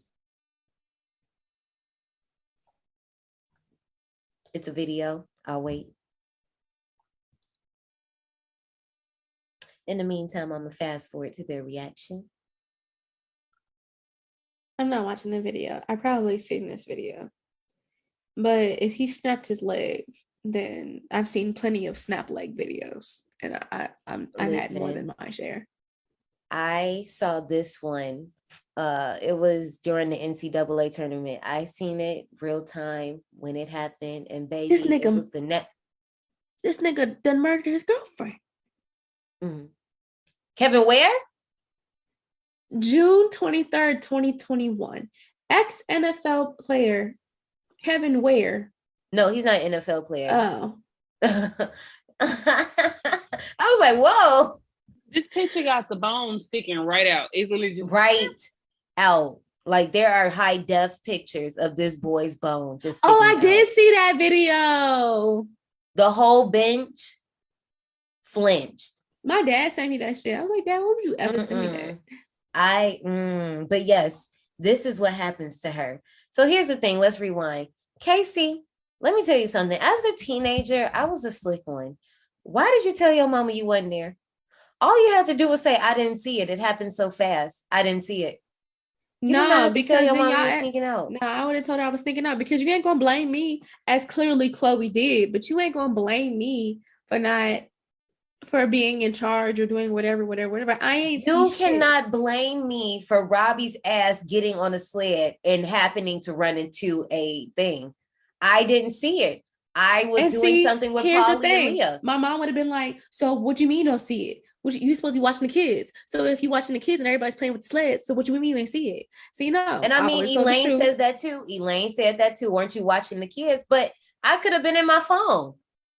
You ain't supposed to have a phone. Was she not supposed to have it at that point? No, she wasn't supposed to have a phone. Okay. But yeah, I just would have been like, I literally I did not see it. I literally ain't see it. That's it. That's that. I just feel like all she had to do was be quiet. But here, Miranda blaming Casey, talking about Casey made me upset. Girl, leave Casey alone. Why are you trying to? Because you already know Jonah feels a way about Casey. That's why I'm like, Miranda is playing the long game. Like, she is fully aware of how this is going to go. And she's just trying to make sure either everybody is not on Casey's side, we're going to make y'all think it's her, and then we're going to fuck y'all up. That's how this is about to go. Now, here's the other thing. Elaine, why did you climb that jungle gym?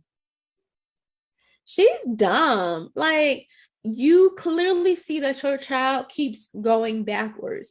Just get underneath and tell his ass to jump. Like, I wouldn't have climbed on that shit.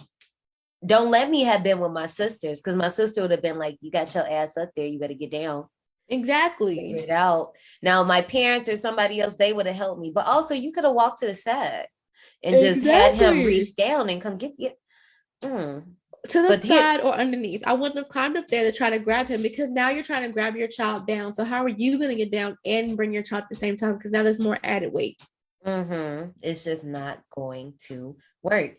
And Nikki just pushing her from the back. I'm just like, did you not feel him push you? Because at that point, because later on, you say that you can't kill him. I would have remembered that he pushed me. And I would have at least cut him or something, sliced or something. Well, see, she might not have known who exactly pushed her. Yes, she got pushed, but do I know who pushed me? Yeah. I guess them little suckers were pretty fast running away from the scene of the crime. But a short time later, Casey rescues her and they seek refuge in the greenhouse, which is soon attacked by the kids. Casey tries to attack Polly, but an unknowing Elaine defends him. When Polly attempts to kill them, he's fended off by Casey, who finally convinces Elaine that something is wrong with the kids. Chloe, discovering Robbie's mutilated body, is attacked by Leah and is saved by Casey. Chloe panics, not knowing who really attacked her, but blames Casey for what's happening and flees into the house, locking her outside. Casey returns to the greenhouse, trying to save her mom, resulting in Polly's death. When Jonah finds out Polly died, the group enters the house where Casey tells them what happened, but Elaine doesn't really confirm the story, which says enough for Jonah. Chloe accuses... Chloe went off the deep end. Chloe accuses Casey and Elaine of being monsters, of just going insane, and calls out Jonah to insert himself before leaving to help her find her kids. Oh my gosh. When the greenhouse started getting attacked, I didn't know what the fuck was about to happen. It was just too much happening. It was. There's a really quick shot of them following Elaine, and you see a pair of scissors, but then it immediately pulls back and you don't see the scissors, but you barely even notice that happens. And when Polly lifts his hand, because the thing is, I've done this before. I have yanked one or more of my nieces and nephews by the hoods. Like, because, you know, like maybe they about to run in the street, or maybe they just about to do something, and the only thing you really can't grab is their hood to pull them back. When he hit that glass, y'all, BJ and I both hit an oh shit so quick, because I just was not ready. I just didn't realize we was killing kids in this movie. I didn't know we was going to do this today, and I was not prepared, but I was cool with it. I was so happy. I was like, fuck them kids. That boy gotta go. Because I mean, you just gonna sit there, no, stop. And even the fact that it was Polly first. Like, I thought you at least, because a lot of people say like Nikki was probably like the lesser one, but I'm like, Nikki was doing the heavy work. Nikki pushed Elaine. If y'all notice, at the very like earlier in the movie when the kids are in the room and he's like telling the jokes to Miranda, he's taking one of the dolls and like sledding them down the side of the house. Like it's sledding down the hill, which is foreshadowing for what happens to Robbie. But I'm like, Nikki was doing some work, not as much as everybody else, but we still got to give him his credit. But Jonah, when he's like talking to Elaine and actually finds out that, you know, like she really did kill Polly, the look in his face, the betrayal in his eyes, it was so good to me. Like, for this to not be like, you know, we talk about it was low budget, but for this to be low budget, I was following all of this. I was with it. I felt his pain, even though I still think he's a dick. I felt his pain. Like, he didn't have to throw her across the room like he did, though. And he definitely had to throw Casey across the room like he did. Like, he let his emotions get the better of him. I mean, you could tell he really didn't fuck with them like that, honestly. Like, she was a means to an end and the mother of his child, but their relationship might have ended. And they was just together for the kids. Because the way he was acting, them was clearly his Tim. He gave a fuck about his children. And the audacity. He gave a fuck about Paulie and he gave a fuck about Miranda because those were his his kids, right. I still don't think that I don't think that Miranda was her child. It's clear in this that he was like, the audacity of this bitch to kill our child for her child. Like, he did not like that at all. Like, he was like, well, who do you think you are? Like, she's already a problem. You shouldn't have had her in the first place. You should have just let her die. Literally, I think he was been okay with the fact he has serial killer children. He didn't fine with it because these are his offspring and they're alive. But he was like, just send her back her way. I really think Chloe was a bit much though. Like, it was an accident. She didn't mean to kill her son. She just yanked him and he fell on the glass. Like, that wasn't intentional. And you wasn't there. Right. Chloe, being so hysterical. Chloe made sense though. She already didn't like her sister's parenting style. She couldn't stand it. And she was always taking jabs at her. And she's like, oh my God. Like, I can't believe, I know you want to get rid of them, but like this, I know you didn't want to be a mother. And it's like taking shots because of her first child. She always saw her as someone capable of evil. So it makes sense that she was quick to be like, you did this. You and your demon offspring. Get off your high horse. Very much so. Because I'm like, sis, we gonna get on you later. Jonah trying to make plays after Chloe done snapped on him to be more assertive. He's like, Elaine, you stay here. Where else she gonna go? Where else is she gonna go, Jonah? I mean, of course she's going to stay here. Anyway, Casey tries to console her mom, again telling her the kids are sick and she thinks that's the cause of chaos and to stay away from Leah and Nikki. Casey starts barricading the house, noticing the phones are all missing. She then finds Miranda visibly sick at this point, comforting Elaine, but reaching for her splints, or trying to at least. Casey commands Miranda to help look for her phone, but instead Miranda runs off upstairs. Casey finds her pretending she's choking and bludgeoning Jinxie. So, in case y'all couldn't put two and two together, not y'all two, but for everybody else, Miranda killed Jinxie. When did that happen, y'all? At the beginning of the movie. And that's why I fucking said Miranda been in here for the long haul. I just think it took longer to affect her because she's a little bit older. And we could talk about that later. But anyway, she's meowing. She's like literally taking the house phone like she's choking it and banging it. But this is cut with Chloe, who is in the woods at this point looking for her kids, trying to find them. She ends up finding them. But what ends up happening is Nikki is like yanking her earring, pulling her hoop earring out, and Leah takes a colored pencil, a blue one, and stabs her mom in the eye. Listen.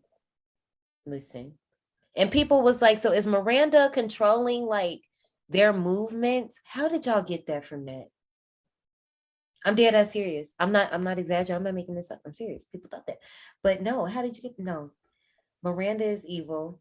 Fuck you, Jonah, because you're doing too much. Fuck you, Chloe. That's what you get. I liked her death. It was beautiful. It was well deserved. She deserved a more gruesome death. And you know what? It's not because she's a woman that she deserved a gruesome death. It was because she was dumb as hell. She was just dumb as hell and condescending and hating on her sister who was trying to do the best she could. And her husband was trying to force their dream life on everybody and just look down at everybody else. So you know what? I'm glad her child pulled her earrings out of her ears with her earlobe attached. Hey, that's what you get. In the house, Jonah walks in on Casey choking Miranda. Now, y'all know how Jonah is about Miranda. Like, he not gonna play about that girl. He throws Casey across the room. Her head is bleeding. She trying to get some sympathy points, calling him daddy. He didn't throw her. You know what he did? He picked up a figurine of one of those telephone booths that be in England, the little infamous red ones. He picked it up and smacked it across her fucking head. That's what the fuck he did. He ain't pushed her that time. I thought she ran into that thing. Oh no, my he picked that shit up. He picked that shit up off the shelf and said, wow. No, see, and that's just too much. And she tries to, like I said, get her little sympathy points, calling him dad and stuff. But I was just like, I don't know how I feel about that one. Because at that point, I don't know what I would have did. I don't know. I probably would have blacked out. But he ends up locking her in the room, taking Miranda and leaving. But before they go, Miranda goes up to her mom. She says, Mommy, I love you, but make sure you be nice to Leah and Nikki. And when she does it, she finally gets her hands on those splints and runs the fuck off. And I'm like, see, because she don't want her mama to get away. If she really cared about her mama, if she was really trying to look out for her, she would have tried to get her daddy to at least bring the mom along with us. Just leave pissy ass here. She said, bitch, you not my mother for real, for real. You my stepmommy, and you wanted me to call you mommy, so I'm going to call you mommy because I'm being an evil little bitch. But I'm going to take these splints and run because I only care about my daddy. You really running with this theory. You said this my theory. It makes sense. Casey is having a meltdown behind this door. Her mom is up against the wall. She's about to get attacked by Leah and Nikki. And Casey on the inside is trying to bang up against the door to break free. Finally breaking free, she reaches out and kills Nikki. Spoiler alert for the movie Valentine. But I can't remember homegirl name, but she get that treatment, or Nikki gets that treatment, literally gets the door like right through his throat. Like, I think that happens in Friday the 13th too, but yeah. Anyway, after she kills Nikki, she's about to go in Leah, but Elaine spares her, and Casey and Elaine flee the house, and they find Jonah dead nearby in Chloe's crashed car. As Casey investigates the scene, she finds Jonah's body, and Miranda suddenly runs out of the woodwork, literally, and attacks her. Elaine rams Miranda into the crashed car, killing Miranda on sight and saving Casey. Elaine does notice that Casey is vomiting and wheezy and kind of hesitates to let her back in the car, especially because there are now a gang of other children who have been affected outside and they are nearing the car. She does let Casey in and they end up driving off, but our movie ends with Casey staring blankly into the camera, and we're left to wonder, is she infected or is she not infected? Ooh. Bitch was infected, but definitely. First of all, rewind it back 1,000. Casey was in the right for trying to kill Leah. Like, her mom is a punk, and yes, she should have just went through with it. And then I was not upset when Miranda got smushed up against the car, like I said at the beginning of the movie, not the beginning of the movie, beginning of this episode, because she got on my nerves the whole movie. Good fucking riddance. And Casey would have been left the fuck behind as soon as I seen her throwing up. Yes. And the puke looked the same. I would have understand if it was like different because you was excited. This just was a lot that just happened. But no. Because at first I thought she was throwing up because, oh my God, I just seen dude, he's bloody as shit underneath this ice. Mind you, he wasn't really dead. He was still kind of breathing. So yeah. I was thinking, okay, shit, maybe she's throwing up because of that. But she ain't throw up when homeboy died. who wasn't Right. really dead at the time that he died, which I'm still confused about a little bit. And that makes sense. Nope, that makes sense. It's very valid. But I know she infected. Like, I she's think infected. my theory would probably be the younger you are, the more susceptible you are to catching it faster. Right. And that's why it probably took a while for Miranda to fully turn, even though I still think Miranda was the mastermind in this bitch. That's just what it is. Also, I'm going to have to call a Chucky on this one. Casey, come on, girl. You act like you ain't seen a dead body before. You done seen a few dead bodies and you want to freak out over Jonas. You ain't even like him. She did not. She called him a knob. That was the children. And what a motherfucking ride. What a goddamn ride. I am here for this movie.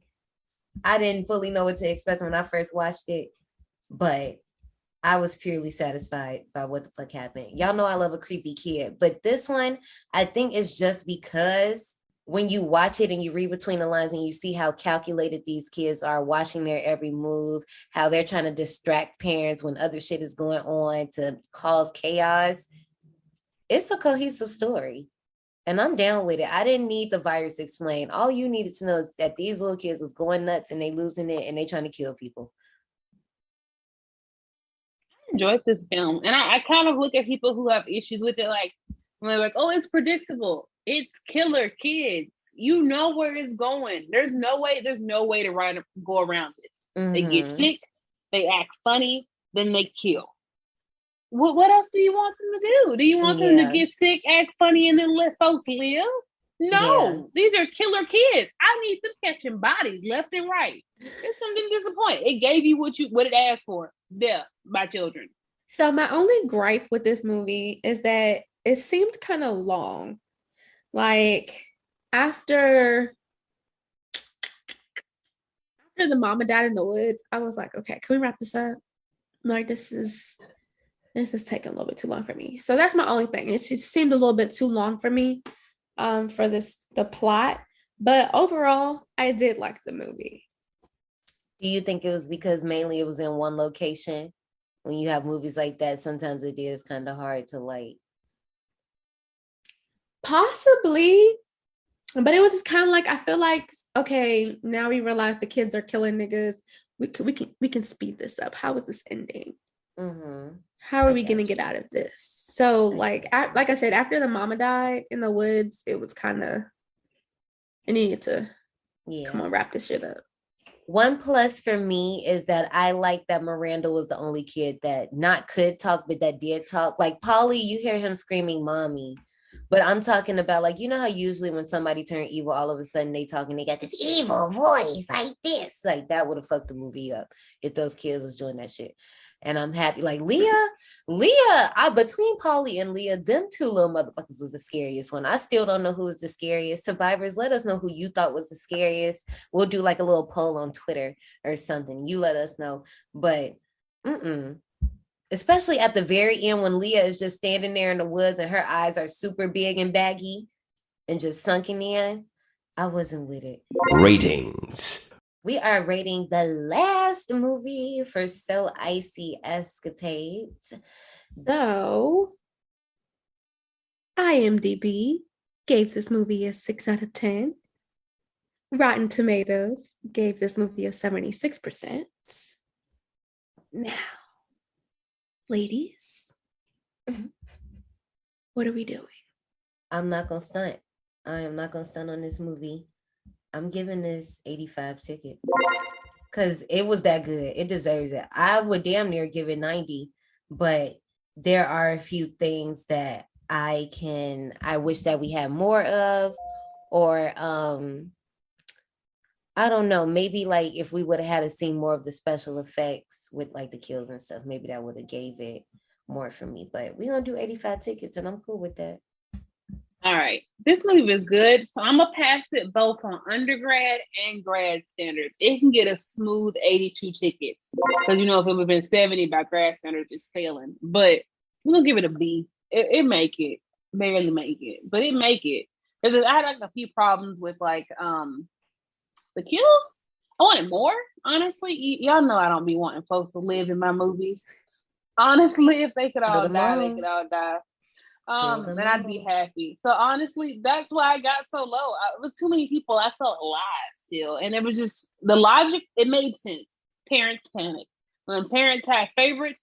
They go to their favorites. So I get why they were acting, but it could have been like a little less scenes with the adults, more scenes with the creepy kids, just like standing in the shadows staring. They would do a little bit more there. I'd have gave it higher, but since they didn't, 82 out of 100. It's still passing, so good enough for me. Oh shit. Janae is smiling. And see, she says she liked it, but that can mean anything. She'll fuck around and give it 40 tickets and be like, I liked it. And I don't, what did you give this? Is this going to be your Mikey of the season? No. Oh, okay. Okay. So it's not that high. No. I was just trying to get a gauge. I gave it a 75. Oh, yeah, that's fine. That's not bad.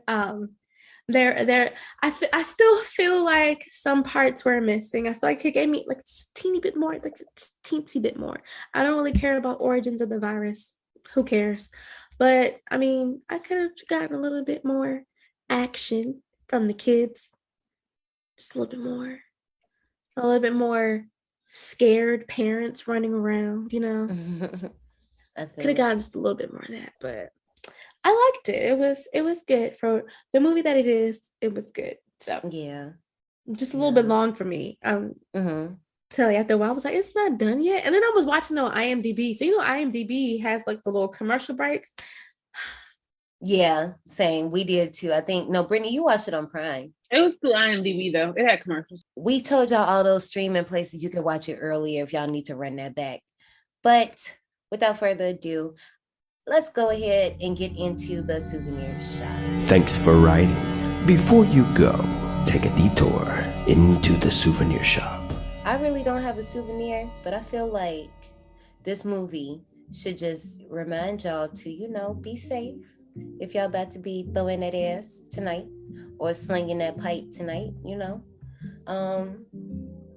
Children are a blessing, but also, like I said at the beginning of the episode, there is always a chance that they can kill you. That possibility is never zero. So just think about that. Shit, they can kill you while you delivering them. And think about that. I wasn't gonna go that far, but yes, think about that. Yeah. I got some good ones. Okay. So let's go with my basic one. Baseline. This is not bad. Don't worry, the next one is yellow raincoats with little red specks on them. I thought that'd be great from this. You got a nice little souvenir. Can it be like the one, the scream mask that pumps the blood? So can it can they move if I touch it around my coat? Yeah, like the old fashioned. I'm going with what you're saying, but when you touch it and the red moves specks around. just move. Mm-hmm. Yeah, so it's really, really cool and pliable like that. But it just keeps moving. Like Rorschach's mask or something. It just always shapes to see, what version of madness do you have. Now, number 2, because it's all about making sure you don't produce killer kids. A Karma Sutra that gives extra emphasis on fellatio techniques. That way, you can prevent ever birthing these children. So it's a nice little the children preventative methods, and it has Karma Sutra fellatio techniques, courtesy of Brittany. There you go. Those are my 2 part. The children fellatio techniques to keep you from having killer kids. Exactly. See, this is exactly why we brought y'all here. I'm not gonna spend too much time talking about the covers. Y'all can always see them on our Instagram when we post a new episode. We usually post as many posters as we can fit in the post, if we find that many. But I do just want to point out, just because I like starting shit, that's Nikki on the cover of that one poster. That's at the hand on the little thing. I just want to, give Nikki some love. But anyway, let's get into these park announcements. right, we wrapping up some icy escapades. That is 5 out of 5.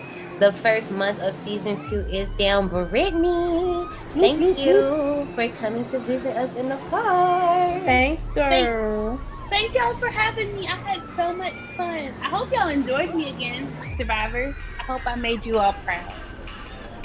As always, make sure y'all check Brittany out. Y'all can catch her on Clubhouse, a part of the Afro Horror Gang. Make sure you follow them on IG so you can see when Brittany's rooms are, because I believe you're about to change your schedule up a little bit. I am. I don't know when I'm going to do it, but I know that on Thursdays, occasionally, I do Thursday sum ups where I give hilarious recaps of films, and then I always ask people's input on how they felt. So if you want to hear me there, please come on and join me. I also write for the Afro Horror blog. I've had one blog posted. So you can go there and check it out. I don't remember the name of it, but it's there. It's there. Y'all know, if you tune in to the last episode, it's about that time that we reveal the theme for next month. Y'all, let's go. The theme for next month is Nanny's Gone Wild. And I know y'all probably like, now wait a minute, what? I did not pick this. This is all the mind of Ashley. Okay, I think I've told this story before. The theme was different. It was going to be about messed up families, all in the family. But then, for some reason, I was just like, you know what? I don't want to do that no more. And then most of the movies I picked had a fucked up grandma in it. And I was like, you know what? I don't know why, but for some reason, the Girls Gone Wild theme song was just in my head. And I was like, you know what? Let's do Nanny's Gone Wild. So next month, we are going to be discussing, if you haven't seen the park guide already, I think at this point it should be posted on there. But if you are on Patreon and you've seen it already, you already know what I'm about to say. We will be talking The Taking of Deborah Logan, 2014, Hereditary, 2018, Legion, 2010, and to round out the month of January, we're going to end it with Paranormal Activity 3, 2011. When I say I am so excited for this month, if you want to get those episodes early, then you got to get into our Patreon, where you can get a lot of little bonus perks. That is linked down below. If you want to hit us up on our social media, you can hit us up on Instagram, Twitter, or TikTok, all at D180 Podcast. I think that's it. You know what? It's the end of the year. It's New Year's. I hope y'all have a great time tonight. Please, please, please be safe so I can say corny jokes and be like, I haven't seen you or heard from you since last year. Never mind, don't do that because it's very corny. Don't do that shit. But what y'all want to tell the people? I would like to say first, your baby's gonna burn. I had to get that out. I'm sorry. It came from Legion. It's a quote with that creepy ass grandma. Your baby's gonna burn. Oh my god. Like I forgot all about that. Oh my god. I am so excited. Y'all get to that scene. It's hilarious when you see Granny hitting that line. You like, what? It's no, all four of those movies. It's just because Deborah Logan, honey. We gonna wait. We ain't gonna talk about her right now. You know, found footage scares me, so that movie got me right there. But I love it. And then number 2, Happy New Year, y'all! I hope to hear from y'all and talk to y'all again next year. Yes. What a ride! I can't wait. We gonna see y'all. Wait a minute. But yeah, before we get out here and let y'all enjoy the rest of y'all New Year weekend, whatever it is, we haven't asked y'all this in a long time, but we would love it if y'all left us a review. We gotten some new reviews, and I've read them, but I'm not gonna read them right now because I'm not gonna waste y'all time because we've already taken up a lot. We'll get into it next month when we see you in 2022. Bye, y'all. Bye, friends. We'll see you soon.